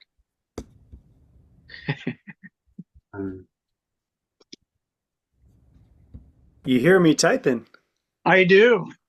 What? You weren't supposed to hear that. I know. I was sending a message to everyone because I gotta. You can just tell us that. Wait, did I interrupt something though? Oh, you're okay. No, not at all. It was a perfect breaking point, and I just thought I would, sort of grab your cage for a second. I've got things I could say. Well, have at it. Have at it. Go for it. Okay. Well, first of all, the last video you showed us, there's so much you just shared with us, Nicholas. But the last one in particular, I couldn't help seeing the conflict of the contemporary culture and the old culture. And I was just imagining a carnival where there's men intentionally like fondling with women, and how like wrong that is in contemporary culture. And of course that's like the video shared, that's wrong. That's the devil. It's that day where people dress as the devil and they do those things that are demonized and wrong. And but so that was kind of part of all of us in some way. Yeah. So that was striking. The other thing, and then a separate point I wanted to bring into the conversation was listening to another conversation that was facilitated by Ian McKenzie, who was at the most recent men's conference. The conversation between Ben Dennis and Walton Stanley. I learned that in recent American history, somebody showed up on the steps of the U.S. Capitol inspired by the Wild Man on January 6th. Mm-hmm. And so you may have seen pictures of this man, and he was inspired by Iron John in the Wild Man. So it's kind of interesting that they considered it a toxic interpretation of the Wild Man.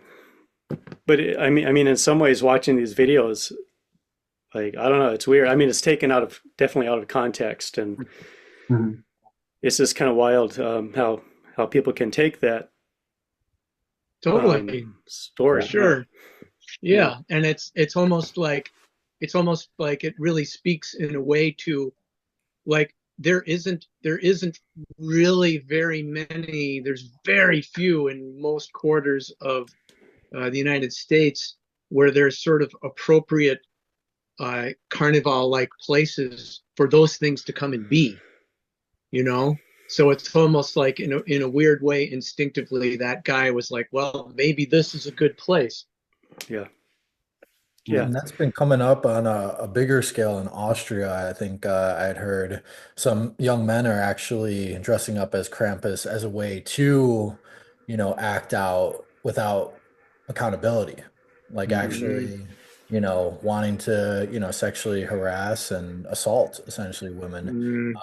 And, I'm in a Krampus costume, so I get to do that. Yep. There's actually, I think, some studies on it. It's not just like a one and done thing, but, I think it really speaks to the the difference may be in a smaller container or context of maybe a tribal culture. For example, in Ojibwe culture, we have Wendigo Con ceremony, which might be similar because it's a winter ceremony and it's with, people that are dressing up as Wendigo, but they're Wendigo Con, meaning killer, Wendigo killers. They're actually Thunderbirds. They're people that are essentially possessed by Thunderbirds, and they dress up as Wendigo and they do everything backwards and show you what not to do by doing it.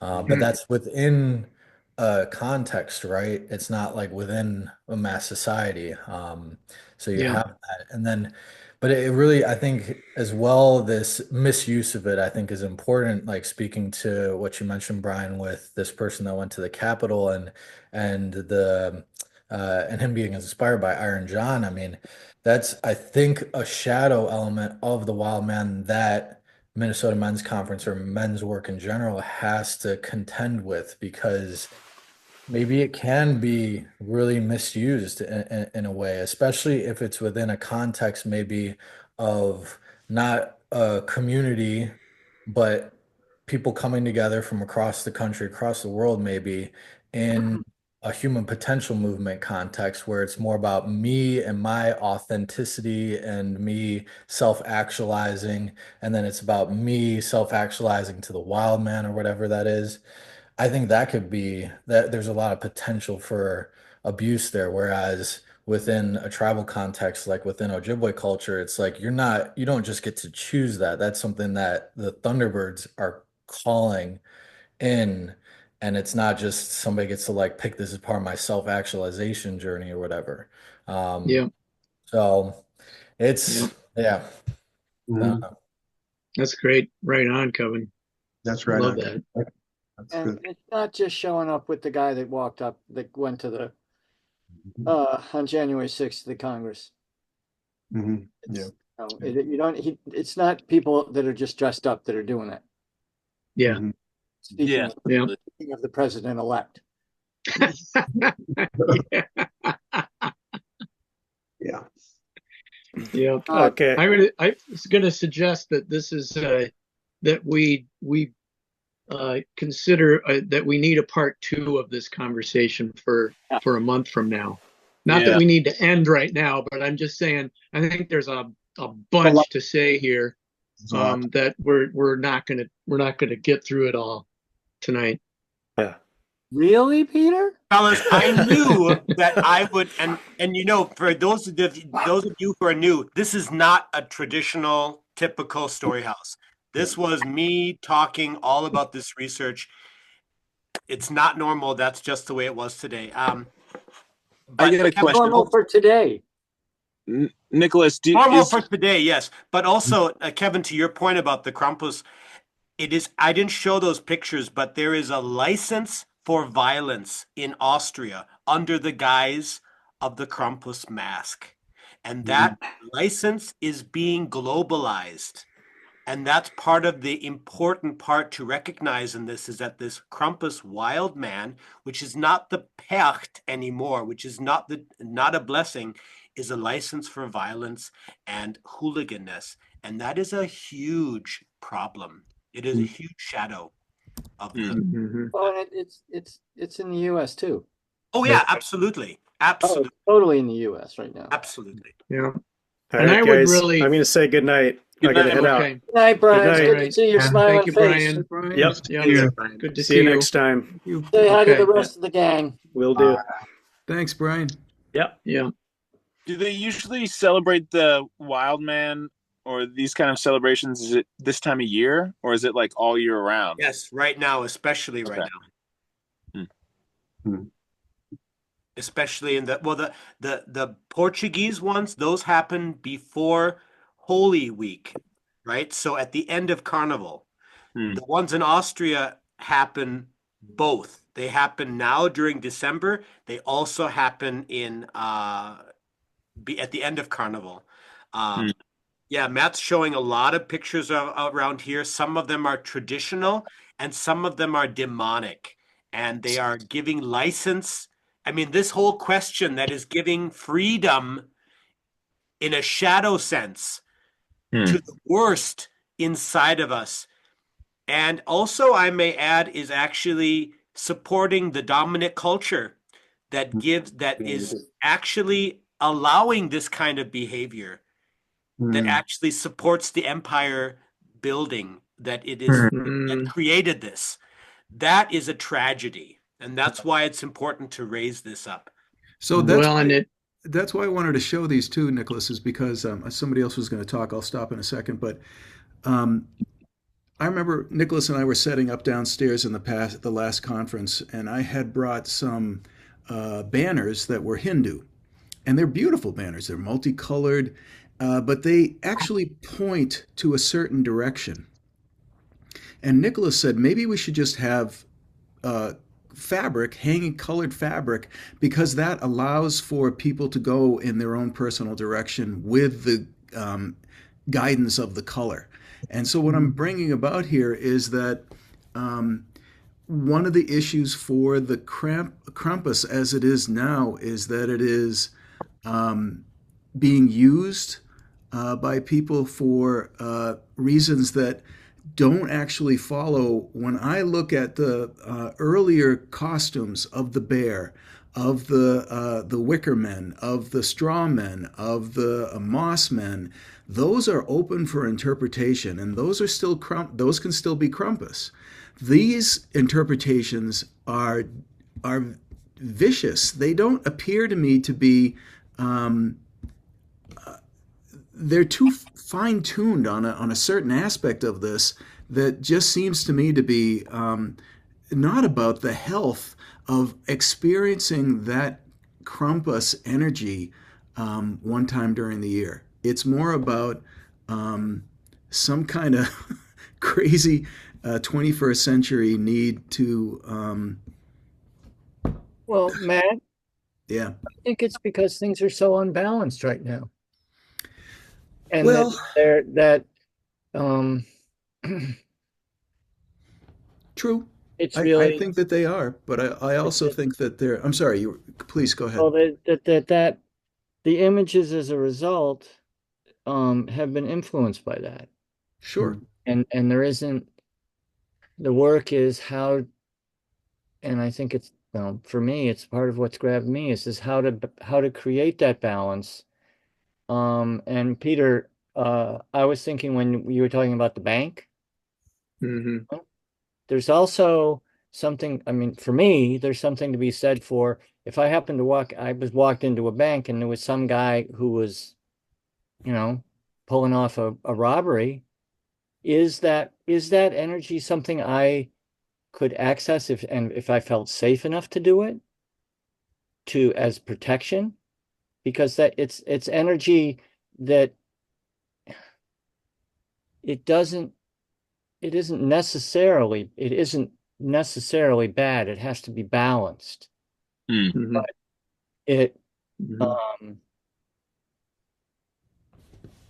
and that's not, I don't remember getting taught. All I got told about that was don't you dare go beating up on nobody.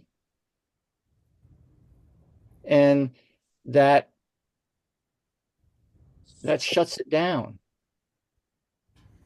and makes it something that you're supposed to just and eventually it's just gonna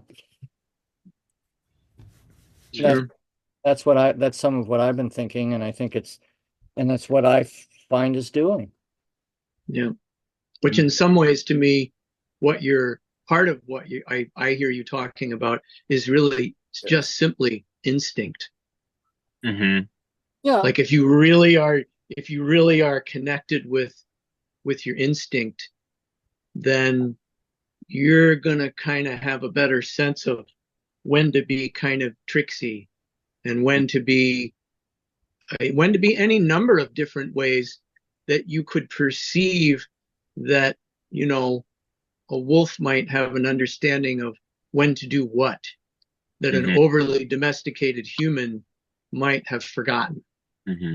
Yeah. And I think to me, that's really kind of part of what we're getting back to with this. And some of this, the images, Matt, that you were showing also to me, and Nicholas, you were talking about also is it starts to kind of, there's a hell of a lot of death cult stuff in the air all over the place. And it's super easy for that to kind of dovetail into these older images. And there's also a hell of a lot of the toxic sludge of the worst of patriarchy getting, sort of shot with a fire hose out into the world. And it's super easy to dovetail these older images in with that to sort of give them a sort of fake credibility. I really have to wonder, like Nicholas, some of the stuff you were bringing up, I can't remember the name, but the words, but the division of the characters into sort of the white, sort of, as you were calling it, the white sort of beautiful side, and the sort of ugly sort of dark side. And I can't help but feel like that's an old division that was sort of the beginning of some sort of a division that's not necessarily a good one.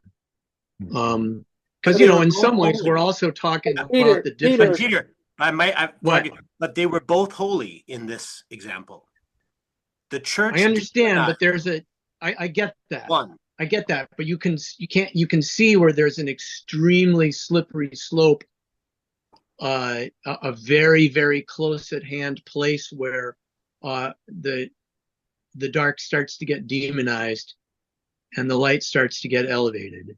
Well, can I just plug in here really quick on that, Peter? Because there is, in some countries, I believe St. Nicholas is with Black Peter, right? Yeah. And that's been now protested against for the blackface and the racism of that kind of juxtaposition between the white St. Nicholas and blackface Black Peter.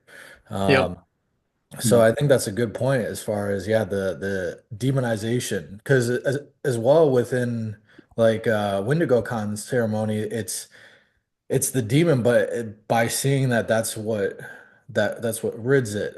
So it's not like a bad thing. It's showing the bad, but by doing that, it gets rid of that. It's like a spell against that.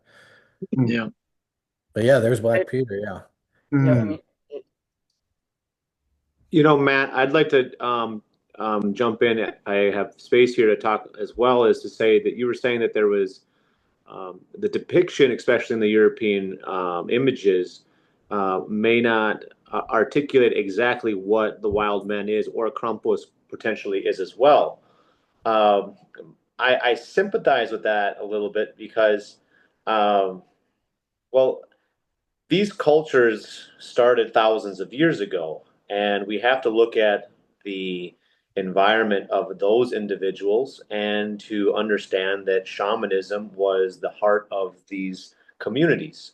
And you had an individual who had the capacity to go in and speak to ancestors, spirits, and if you'd like to say divine, with a capacity. And, to what capacity? Well, if they get a communication that has them articulate or understand or interpret the message to say, in the most basic terms, like here is like you're gonna die or you're gonna live. Like, this is what shamanism probably, and I'm not a shaman and I don't know all about shamanism, but I do believe that there is a more real interface with death in a different way than, let's say, you and I today interpret death. And those were the voices, and they were likely the originators of certain costumes and certain communication, which then they were the second degree of separation, and they communicated to their population, which could be family, it could be a small community. And of course, during those times, especially in the darkest times, what would you do? There's limited options. There's only like the survival component, and I believe that the message may be more imaginative today than maybe it was in the past. It might have been more realistic in the past, where Nick was talking about beautifying, and here's the real. It's death, like not glorified. It's just life and death, and the imagination of perhaps an individual based on whatever it might be, interventions or the use of plant medicine, developed an ability to just commune and then tell their story, which is what we are doing today. So maybe there is some misrepresentation of the truth of what was going on.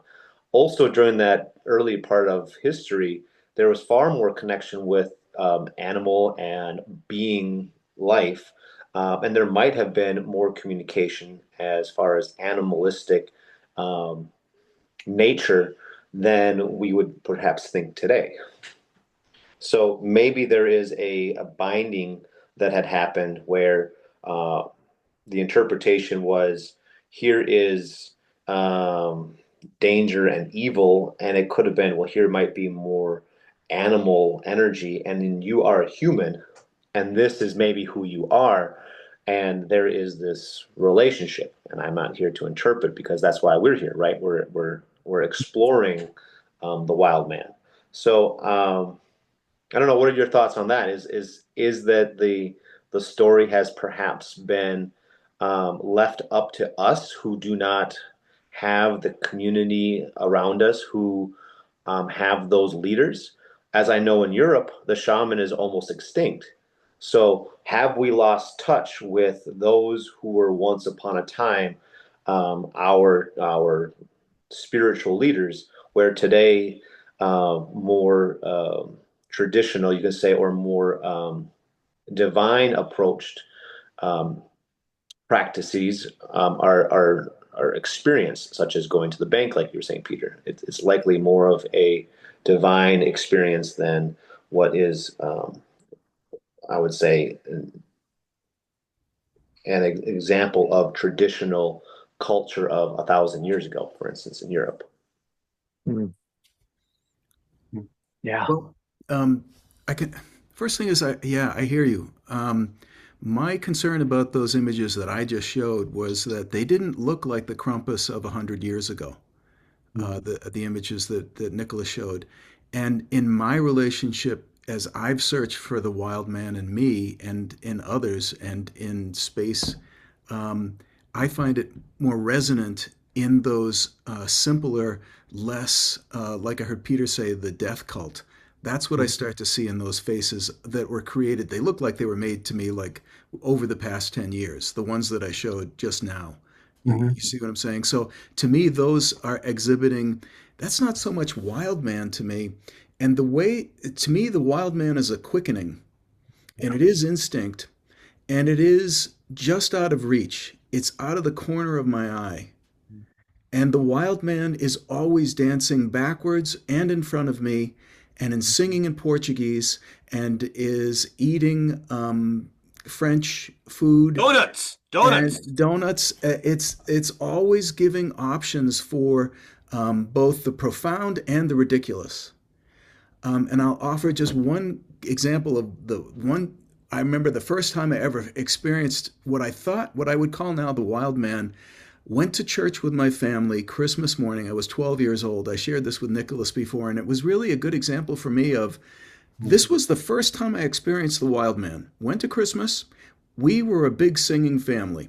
We loved getting there. At least I did. And we all sang our asses off. All the Christmas carols, loved it. We got there. We found out that this was going to be mostly a Latin mass, silent. Well, that just fucking pissed me off as a 12-year-old. This is stupid. And we had to sit there through the whole damn mass, listening, Anno Domini, Sancti Pluribus, all of this stuff. And, there was English, but there was no singing, and that was what really irritated me. So when the time for the closing came and the priest was about to march down the aisle out with the cross, I had this idea, where it came from, I don't know, to sing "O Come All Ye Faithful" out loud as I could. And I did. And it was a shock to me and everybody else. And I remember my parents looking at me but they were embarrassed for me, I think. But they started to sing with me, and then everybody else started to sing too. Oh, wow. That was Wild Man. That was out there. Yeah. And I can't do that. There's something in you that this is out of balance. It was wrong not to celebrate the Christ birth. I mean, I didn't know what the hell any of that meant, but Jesus, I mean, what the fuck? Consciously you didn't, but emotionally you did.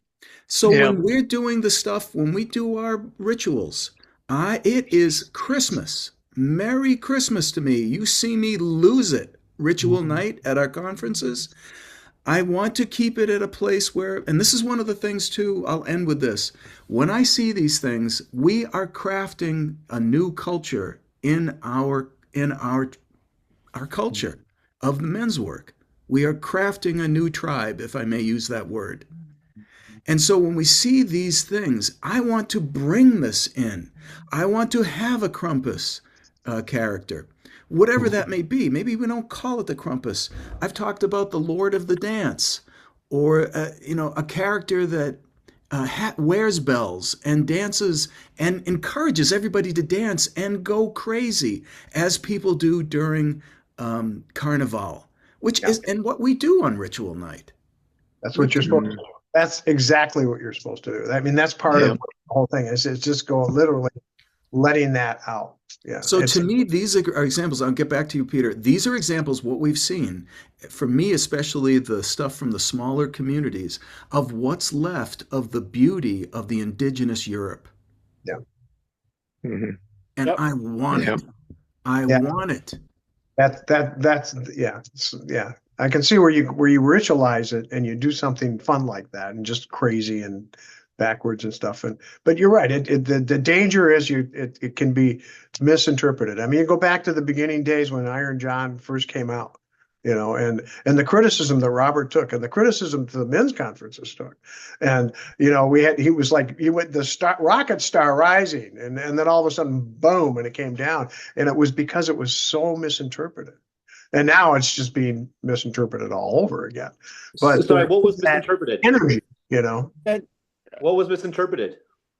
Misinterpreted the idea that it was anti-women. If you remember, this came out. Iron John. Robert started talking about the story back in the early '80s, and his book came out in 1990. I think it was 1989.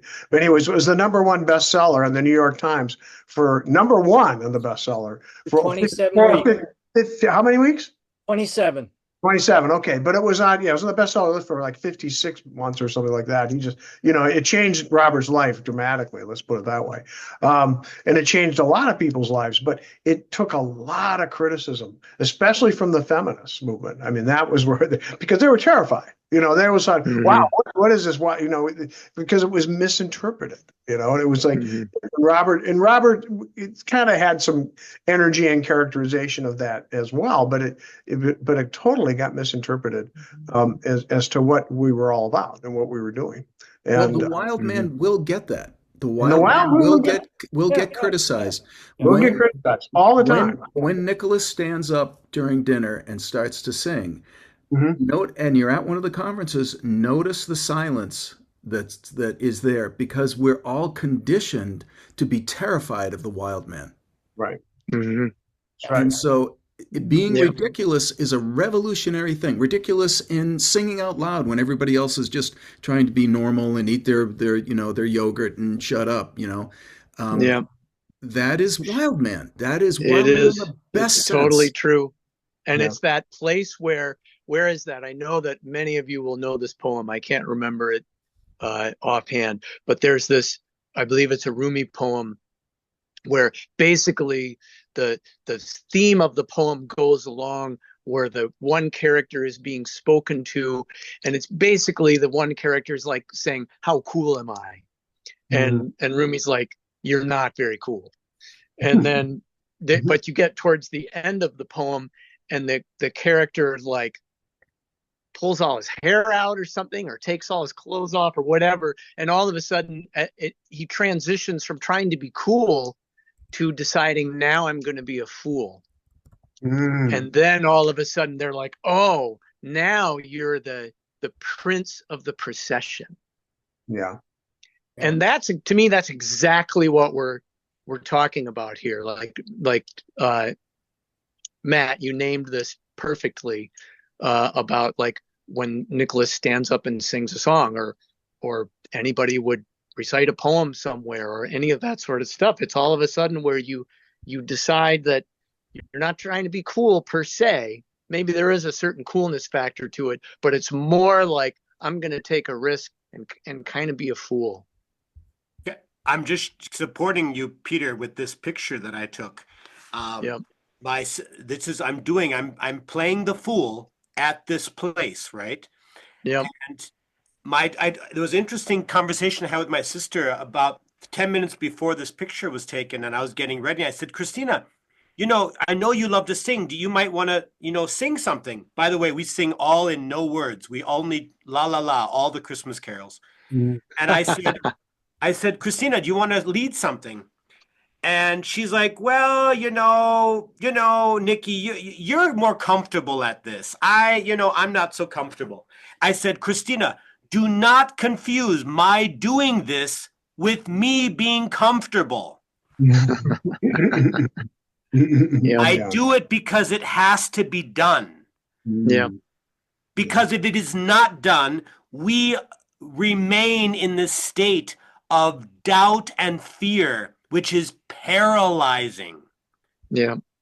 And the truth is that not everybody sings, but about 75% of people, they sing along, and the energy of the room goes from here, normal, to here. I'm not saying we did ceremony, but it's the closest I get to doing ceremony in my space.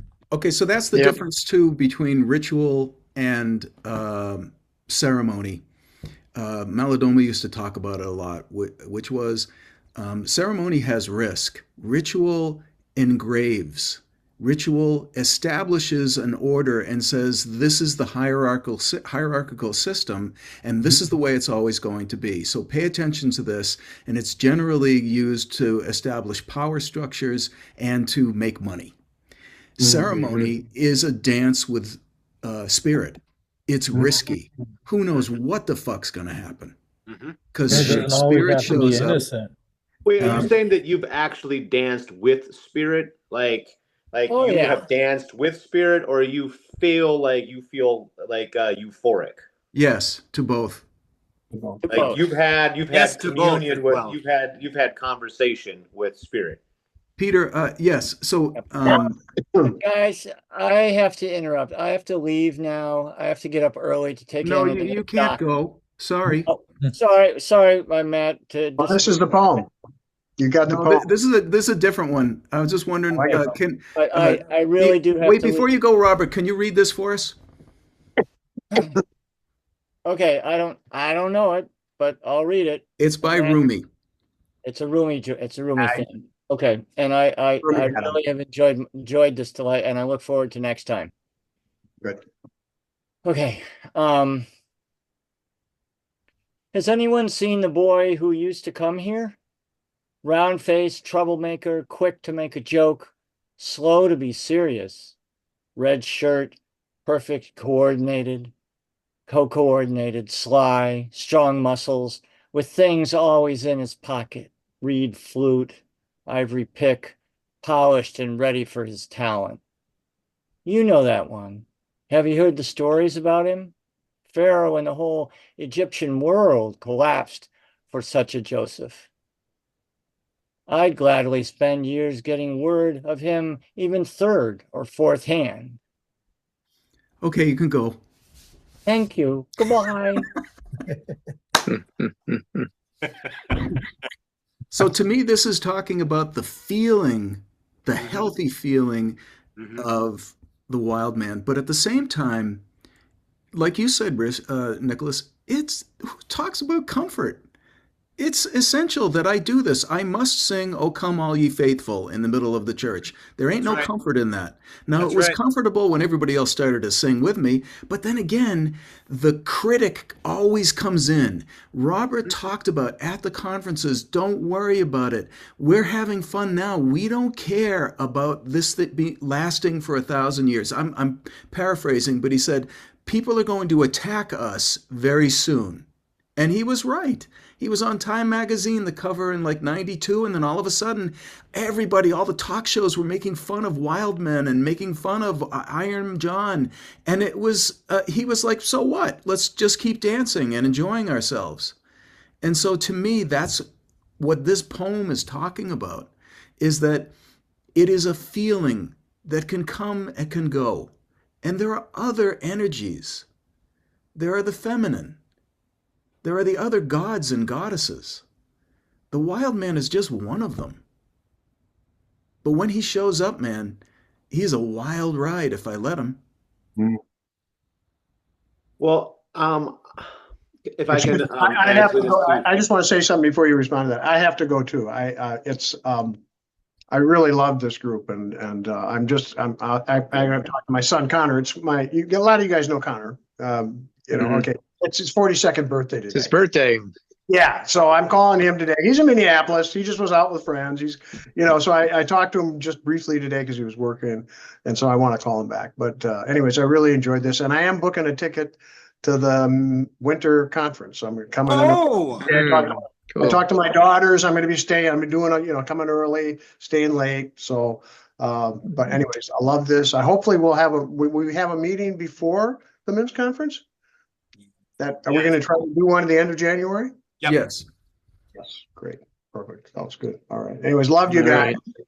Thank you. Right. Love you guys too. You too, Craig. I think I'm going to. Happy New Year, Craig. Happy New Year. Thank you. Bye. I think I'm going to say good night also. No. Nicholas, could I float a question? Sure. I apologize. I had to drop out a little bit of your presentation to put the kids to bed, but I found myself wondering and I've found this whole conversation so interesting. As we explore the archetype of the wild man, that this is a primordial energy that will make itself present in various ways and various times. And I wonder, historically, that has been, we could say, touched into and tended at the dark time of the year, that it was felt that in some way tending, honoring, appeasing, channeling that energy that is, beautiful and fearful and has so much wildness to it was essential for creation or recreation. And I wonder, absent those rituals or ceremonies at large in our modern world, the ways in which the energy will come forth, and if the absence of tending it means that it will tend to come forth more through its shadowy aspect.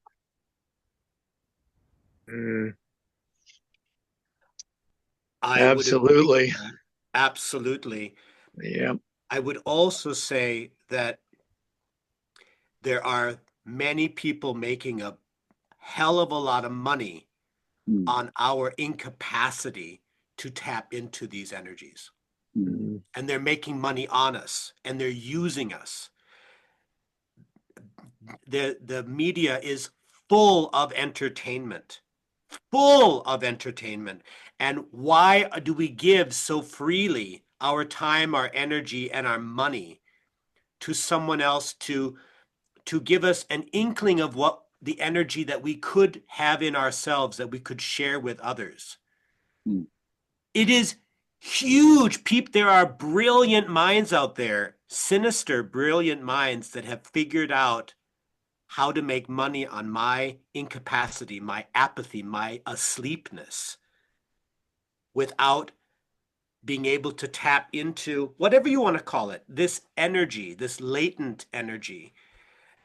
And if we don't tap into it on some level, in the correct way, in the holy way, it reminds me of the great Thomas Gospel quote, right? That which you bring forth within you will save you. Maybe it was you, Brand, that reminded me of this. I don't remember. That which you do not bring forth, which is within you, will destroy you. And I think that is really important in this conversation of what does the wild man mean? That's my, but please, everyone else, take a look at that. That's what I'm feeling. It raises for me the question, and I don't know if one could speak of the wild man having responsibilities. But as I heard, Matt, as I heard you tell that story about singing in church, those in whom the wild man, that spark is alive, there could be, I don't know if it's a responsibility, but it gives people permission to touch into and channel that energy. That's so powerful. Yes. Yeah. I don't know if I missed that last one there, but I don't know your name, sir, that you came on in. What I was interested in, and I think you tied it well for me and my point, not an argument, but to call the wildman an archetype, there must be other archetypes that exist within the community as well. Would that be accurate? This is just maybe a rhetorical question. But so if there is a wild man, then, and that is just an archetype, then there would be other archetypes. Carl Jung would say that there would be a list of archetypes. Would the wild men actually exist within those archetypes as well? So then what is the archetype? One thing that I found to be a strong critique to Iron John, the book, as well as the movement to Iron John, was the man who just left. He said that Iron John book like skyrocketed and then it just plummeted. And there wasn't a critique that I read that was quite impactful for me, which was that the belief was that there was a interpretation of culture that taught men of that time something that, Matt, you were touching on, was the longing for. And I would imagine that the demographic is a white male. And there is this disconnect from the culture that, Matt, you were talking about, was old Europe. And this longing for a cultural connection from a culture or from a region that was already destroyed and disconnected from their indigenous culture, which in the 1980s, that book basically revitalized. So, one, are we just talking about the rare individual amongst the community that behaves in a certain way? Two, are we talking about, does Iron John explain who all men are, and are we all wild men? And then, of course, conversely, are we all wild women out there? And then it is, well, how do we behave? And if we are, let's say, ring leaders, is that what the wild man is? Are we entertainers? Is that what the wild man is? Are we the troublemaker, as the author, I think you said Rumi said? Are we troublemakers? And then if you were to, let's say, pull out just a personality, then you can say, okay, well, what type of wild man am I? I'm going to get off. That is so good. Thank you for that, Peter. Can I chime in on that really quick here? Thank you for that. I gotta go too. I love you guys. Sorry. Good. Bye, Luke. I'll catch you later. All right. Love you guys. Thank you for a delicious time. Look forward to next time. Let's do it again tomorrow, okay? Okay. Good I'll night, just Peter. leave the Adios. channel open. You just hop on whenever you want. Okay. I'm just going to mount my phone in front of my face. I thought it already was. Early. Yeah. All right. Adios. Take good care of that foot. All right. I'm working on it. Bye. Bye-bye. Back Sorry, to you, Kevin. Kevin. Sorry, Yeah. Kevin. So that hit a lot of points for me on it, because I agree with that criticism of the mythopoetic men's movement in a certain way. Um, just as far as the continued racism of red face within specifically the Minnesota Men's Conference with the sweat lodge and specifically selling it, which is something that Native elders have been calling against. This is something that I've been doing with multiple men's organizations. Luckily, just recently in Chicago, there's an organization called Victories, which finally changed up that. Of course, Mankind Project did it as well. And Minnesota Men's Conference, unfortunately, it's still locked into something that, Matt and Nicholas and I've talked about at length. But I think this speaks to the difference there, like, and I'm not saying again that Wendigo Kana is a wild man energy, but that's more of an exclusive thing as far as like it's not like every man just plugs into that. And I don't think it would necessarily be something that everybody would want to, because it's not just a clown thing necessarily of being the silly fool or whatever, but it can be very serious too. And they're scary and can, really bring some harsh intense, mirroring to situations that need that or balancing.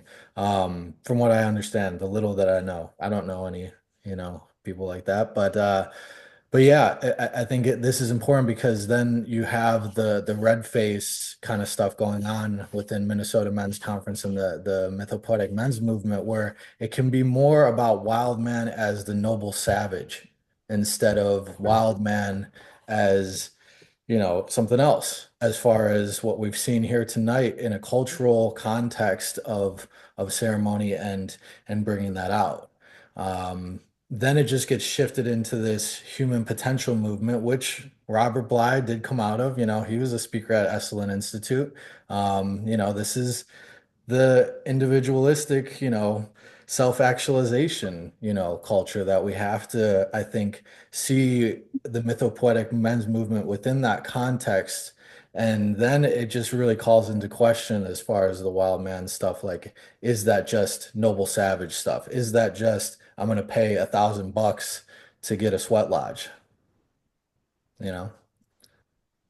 Well, I think I definitely agree with you, Kevin, on certain points, which is one, I'm not sure I understand what that community you're talking about, but one, gentrification, and how do we handle that where you have a population that is just one, they have the money and they go buy something. They have been disconnected, so there are those who are aware about it and those who are not aware about it. But not to criticize, because I think the book is influential for me, and so I'm grateful for the book. But the criticism also went farther, said there wasn't any practical direction as to what to do with that energy. And so I feel that there was a cliffhanger of the book, which I think Matt was talking about. He was like, I have that energy within me, and then when I do that, like the flock come to you and follow you. And so if you have it, like you were just saying, Kev, if you have the energy within you, like where do you go then as that individual? You sing it like at lunch, which Kevin did. He stood up and he sang a fantastic song about, what was it now? I don't want to go home. I don't want to go home, right? Show me the way to go home. I'm tired. I don't want to go to bed. Cause I had a little drink about an hour ago, and it went right through my head. No matter where I roam, on land or sea or home, you can always hear me singing this song. Oh, show me the way to go home. Bum, bum, bum. That is beautiful if we want to label it. That is authentic, beautiful wild man energy, if we want to label that in some way. What about, like, I mean, there's other, Kev was talking about cultures that I think he's, his heritage.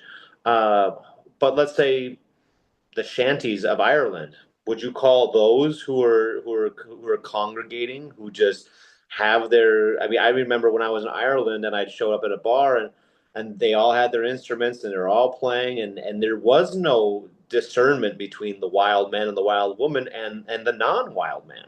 So would you call that culture to be wild? I would say the wild man might be there and the wild woman.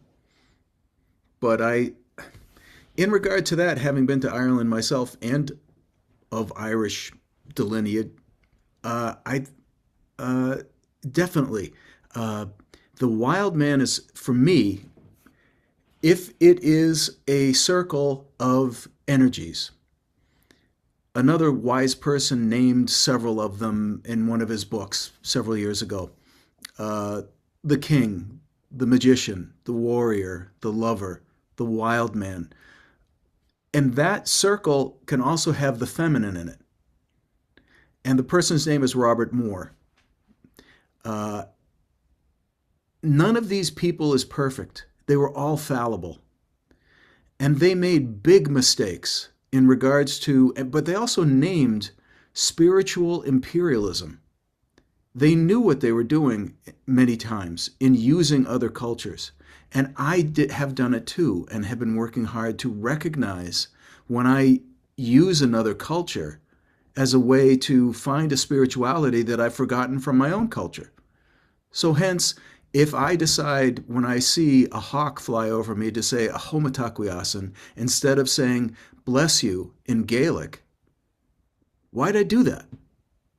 Because I gave up Gaelic, I gave up Catholicism, and I wanted to go find spirituality in someplace else. Why? Maybe, I don't know, it was what was available, what everybody was talking about when I was 29. I was one of those young men who heard Robert in 1990 at that age, and it was intoxicating. And the first conference I ever went to, there were 800 men. It came like a wave over the whole country. It was amazing.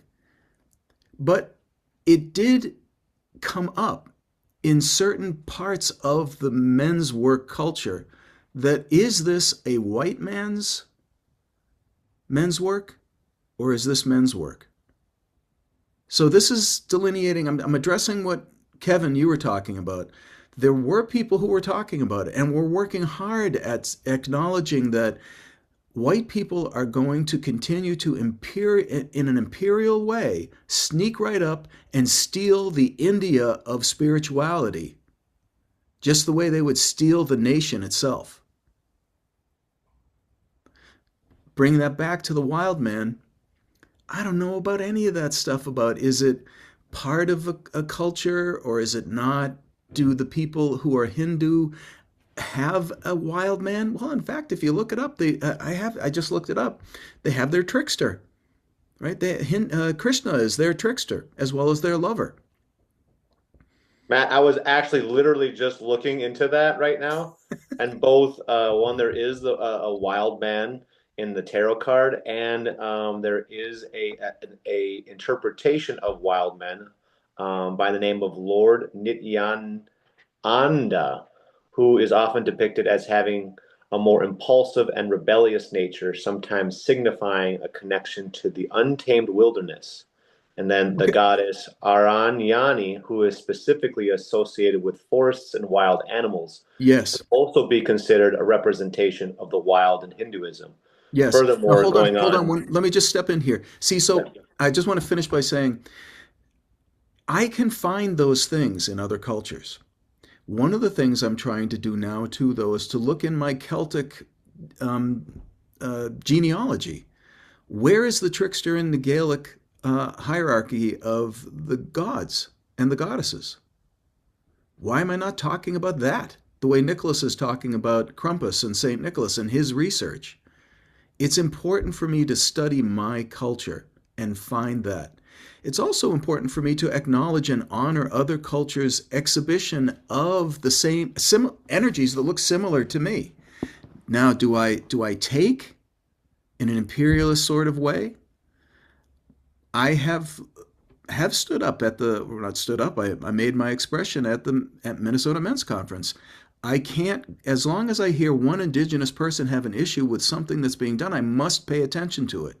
And I've heard Indigenous people talk about sweat lodges. Please don't do sweat lodges right now. So I'm not going to do that, but I'm also not going to stop other people from doing it. But I will state my, I'm adverse to it. I can't do it. And be honest to my soul, my conscience.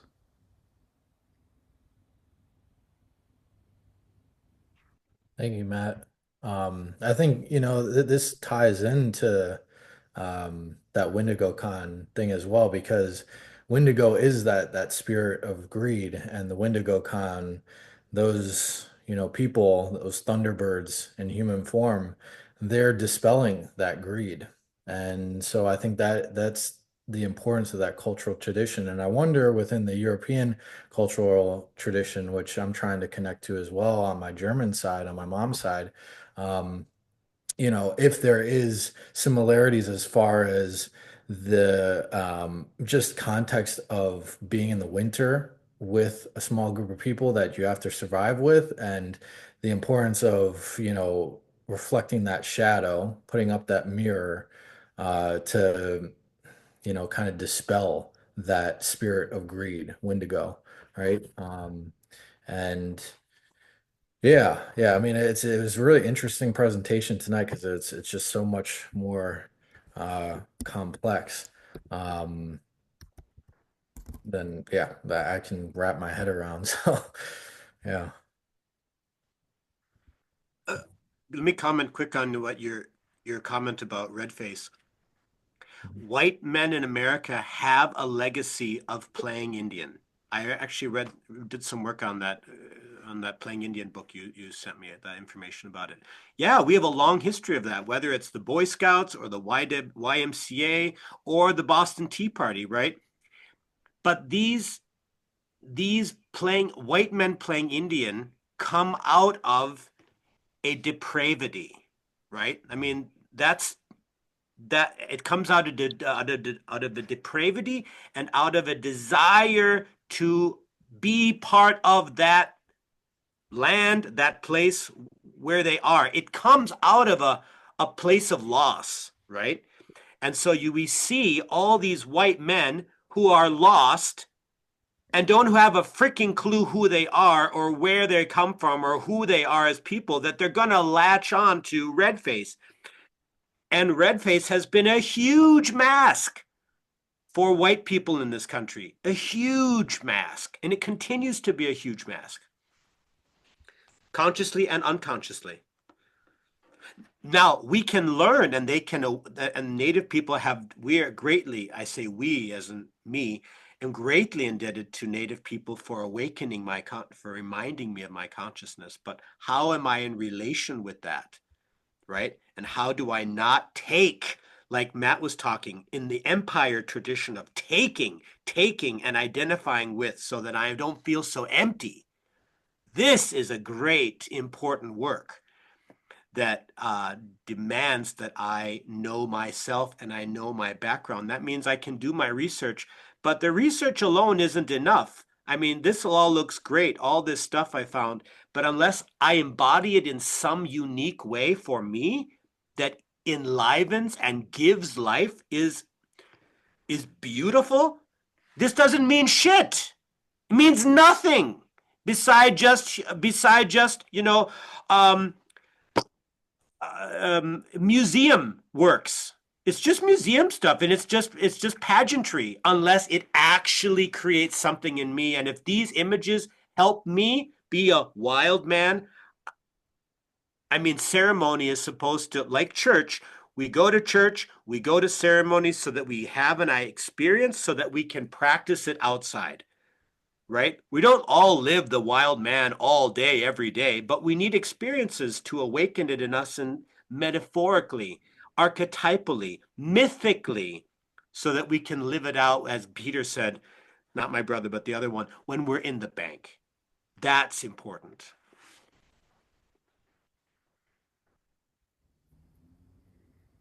And the picture of you doing that, Nicholas, like with your family was so powerful because yeah, it was in community that you were doing that. And I think that's the difference there, like, or maybe the evolution of, starting off in the 80s and 90s with this, men's movement and it kind of coming out of the human potential movement where it's like the therapeutic culture of like my individualization journey and self-actualization authenticity.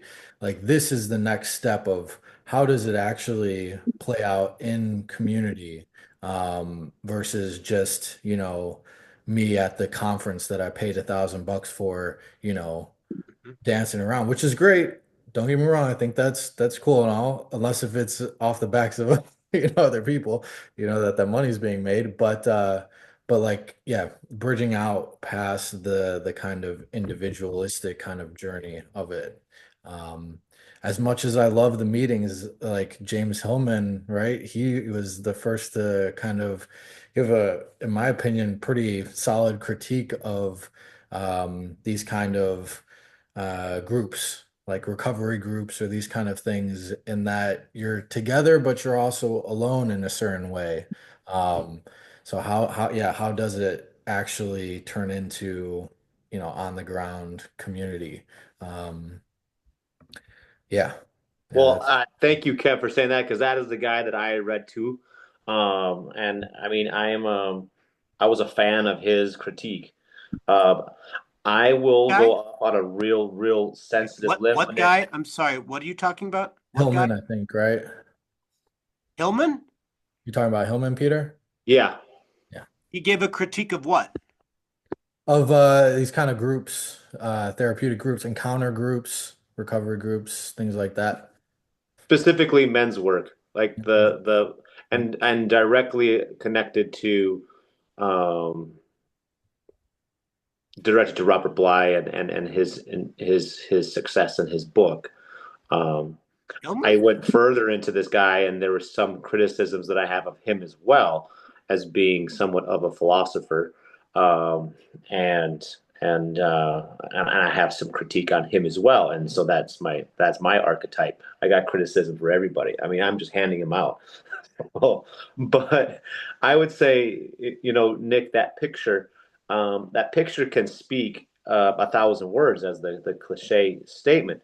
And this would be my loving critique. It is a loving critique. And one critique that I have for you, and I'll do it publicly because maybe I'm more comfortable doing it publicly than I am to do it privately, is you have done wondrous to our family's holiday celebration. You are the glue that has brought the family through in a way that is so impactful, because it is the crescendo, like you're saying. It does, like you're saying, leveling it up. It levels it up. And what I see, and I enjoy it every time, is that you use song, like Matt was saying. You use song, but you put it into a space where the whole group can participate in a particular way that brings joy, and that's good, and that's like a full stop there. What I look at is time. And you've been doing this tradition for 10, 15 years within our family, our gatherings, and the same people are there. The same people are there. And in that period of time, you were still doing the songs, the Christmas songs, and we rarely know the song itself anymore. We don't know the song. Like, most people do not know the songs. The words, this year, you mean? the words to the songs. And this year it was stronger than ever, because I think our gathering was the smallest that it has ever been, which means that I think this is Hillman's argument to Rob, or to Iron John. Iron John is you flush us with all these emotions, and then where is the delivery? Like, how do you follow through? And there wasn't anything that he felt the book did and the movement did in a productive way for men of that time. And he was someone who said you could see that there was a drop where all these men actually became the infrastructure for appropriation of cultures across the board, because it flushed out all these emotions that are deep and generational traumas, and just left them up there like heroin. And I think that is an important piece of this puzzle, particularly of the book, as well as men's work. And I'm being critical, is to say, if you are a wild man, are you like, what is your, like, are you leaving something behind for that other wild men to follow as well, and those who are emotionally driven to your energy? And this is what I think what you were saying earlier, Matt, as well, is about energies. And I think, Kev, you were also talking about energies, is saying if you do possess the energy and you radiate and you have the ability to balance this, let's say like this ferocious side of you, and also like this, like you said, the beauty side of yourself as well. And you're able to just like hone that in and then present it.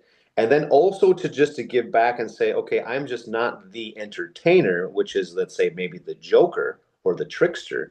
You are saying, okay, I'm leaving behind this, and this is, like, if we want to look at the Krampus, and we want to look at if Saint Nick is, of course, there because of Catholicism, here is the gift that I'm going to give you as I become that energy that I am like embarking on, or it's coming out, like it's oozing out, which it does for you in many ways.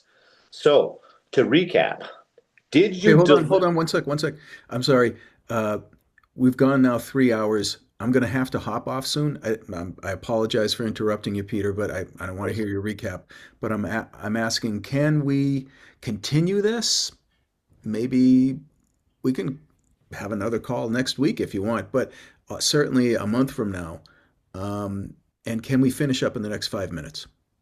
Oh, I'm down. I'm cool. Yeah, it's just a Monday night for me. Yes and yes. I'd say yes and yes for me. Okay. Yeah, I gotta go on soon too. I've been slow on the draw tonight. I've had thoughts and things to say, but I'm feeling awfully quiet and extremely appreciative to listen. And I can't believe this is the first time that I've joined in one of these Zoom meetings. So next week, yeah, sure, or whenever you guys want to have one. I love this so much, and hopefully next time I'll be quicker on the draw and I'll join in the conversation a little more. But it has filled my heart. So good night to all of you, and we will I'll see you soon. definitely be back. We'll definitely be back in a month. It's officially the last Sunday or Monday of every month. Okay. Here, wait. Before you go, Matt, let me check my calendar. What did we agree on? We haven't agreed on January yet. We haven't agreed on January yet, everybody. So once Matt and I figure out January, yeah, we have. We have agreed for January. It's the 27th. January 27th. It's the 27th, Jesse. Okay. Is that right, Matt? It sounds good to me. Check your calendar, Matt. I think that's what we have. Okay.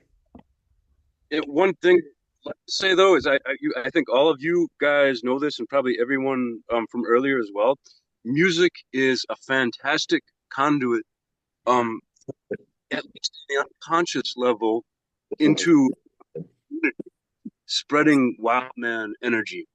It is like no other conduit. See, my head is shaking. Even while being misunderstood, and maybe even chuckled at, it's still wild man energy. And I've had people even weeks ago, he came up to me, sets at a show, and she said, "We were laughing at you the whole time because I make funny faces when I drum." And I said, "What can I say? I'm a natural comedian." And second set, that whole table of people that were laughing at me, they were dancing and hooting and hollering, So it undeterred persistence of wild man energy. I tell you what, Bly had that much right. It's the way to live, What do we leave behind? For those who might follow us, traces of our songs, what else can we leave behind? I don't know, but it has filled my heart tonight, and I will see you guys soon. So good night. Good night, Jesse. Bye, Jesse. Good night, Jesse. I'm down to. I'm a long talker, so yeah, I can put tonight in the sack for a great first experience with you all. So thank you very much. I liked a lot what I'm hearing. So. Well, you're going to have to come back. That's just the way it is. Yeah. Your contributions tonight were really, really good, Peter. Like, thank you for, sharing, and it's great to meet you finally. Yeah. Well, but Kev, thank you for your contributions, and I'm glad you guys have done this. So. Yeah, thank you, Nicholas, again for the presentation. Matt, as always, hosting. I know I haven't been around, but it's good to see you guys. I will just say one thing, Peter, because you made a critique publicly, so I'm going to make a response. Okay. Well, let's do it. Let's do it. Just quickly. I'm in the other room, so I'm in the other room. Hold on. Wait, this is for Matt and for Kev. They got to go soon, but you criticized, if I understood you right, that I sang and I led, and we all sang without words. And your criticism was that we don't know the songs. So I think you were asking, so what? And you're connecting that with the men's movement. So you get all this emotion, and then what about it? Am I understanding you correct? Like, what about it? Like, what with all this emotion? And I'm just going to move on. You can tell me if I'm wrong or not. But I think that